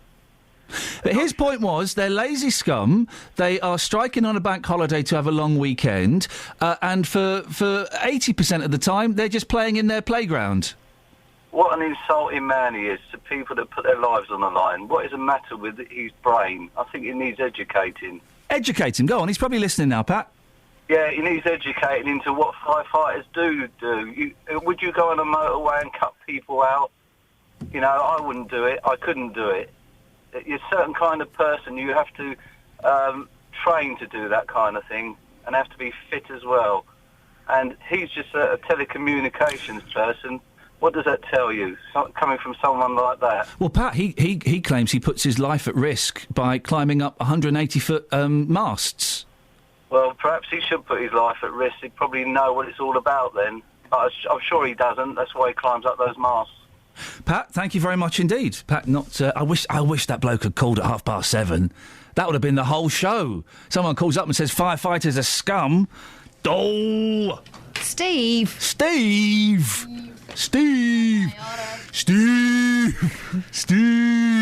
Right, that's it. That's your lot. If you want to call up me, you can't. Tough. Hey, you can call on Monday, because it turns out it's a bank holiday. No one told me, so I've not booked Monday off. Catherine booked Monday off. Kelly Betts did not book Monday off. So it's me and Kelly Betts. I'll be honest, there's not going to be much... what do you want to do for it? I'm going to bring some records in. They fixed the needle on the record player. I'll bring some records in. All right, then. Lovely. That's it. Should we have an open door as well? If people want to turn up, they can just turn up and come in. Yes. Yeah, we'll do that. Bank holiday. Have some sort of talent, though. Oh, yeah, you've got to be Can't talented. just have anyone. If you're talented on Bank Holiday Monday and you want to rock up between 6 and 9, well, why the hell not? Just, please don't touch me. Travel news for beds, cards and bugs. BBC Three Counties Radio. On the M1 at junction 7 for Hemel Hempstead, a lane is blocked on the exit slip road, affecting traffic a little that's heading towards the M1. On the speed sensors in Harpenden, the High Street looking heavy in both directions around Station Road. Also in Luton, the A6 very heavy towards the centre of town from the Stockingstone Road. Then in Bedford on the speed sensors, the A6 slow going towards the centre of town from the Elstow Road. Public transport has no reported problems. I'm Alice Glossop, BBC Three Counties Radio. Thank you very much, Alice. Have a lovely weekend. And that's it. That's your lot. There'll be a podcast up online by lunchtime, probably.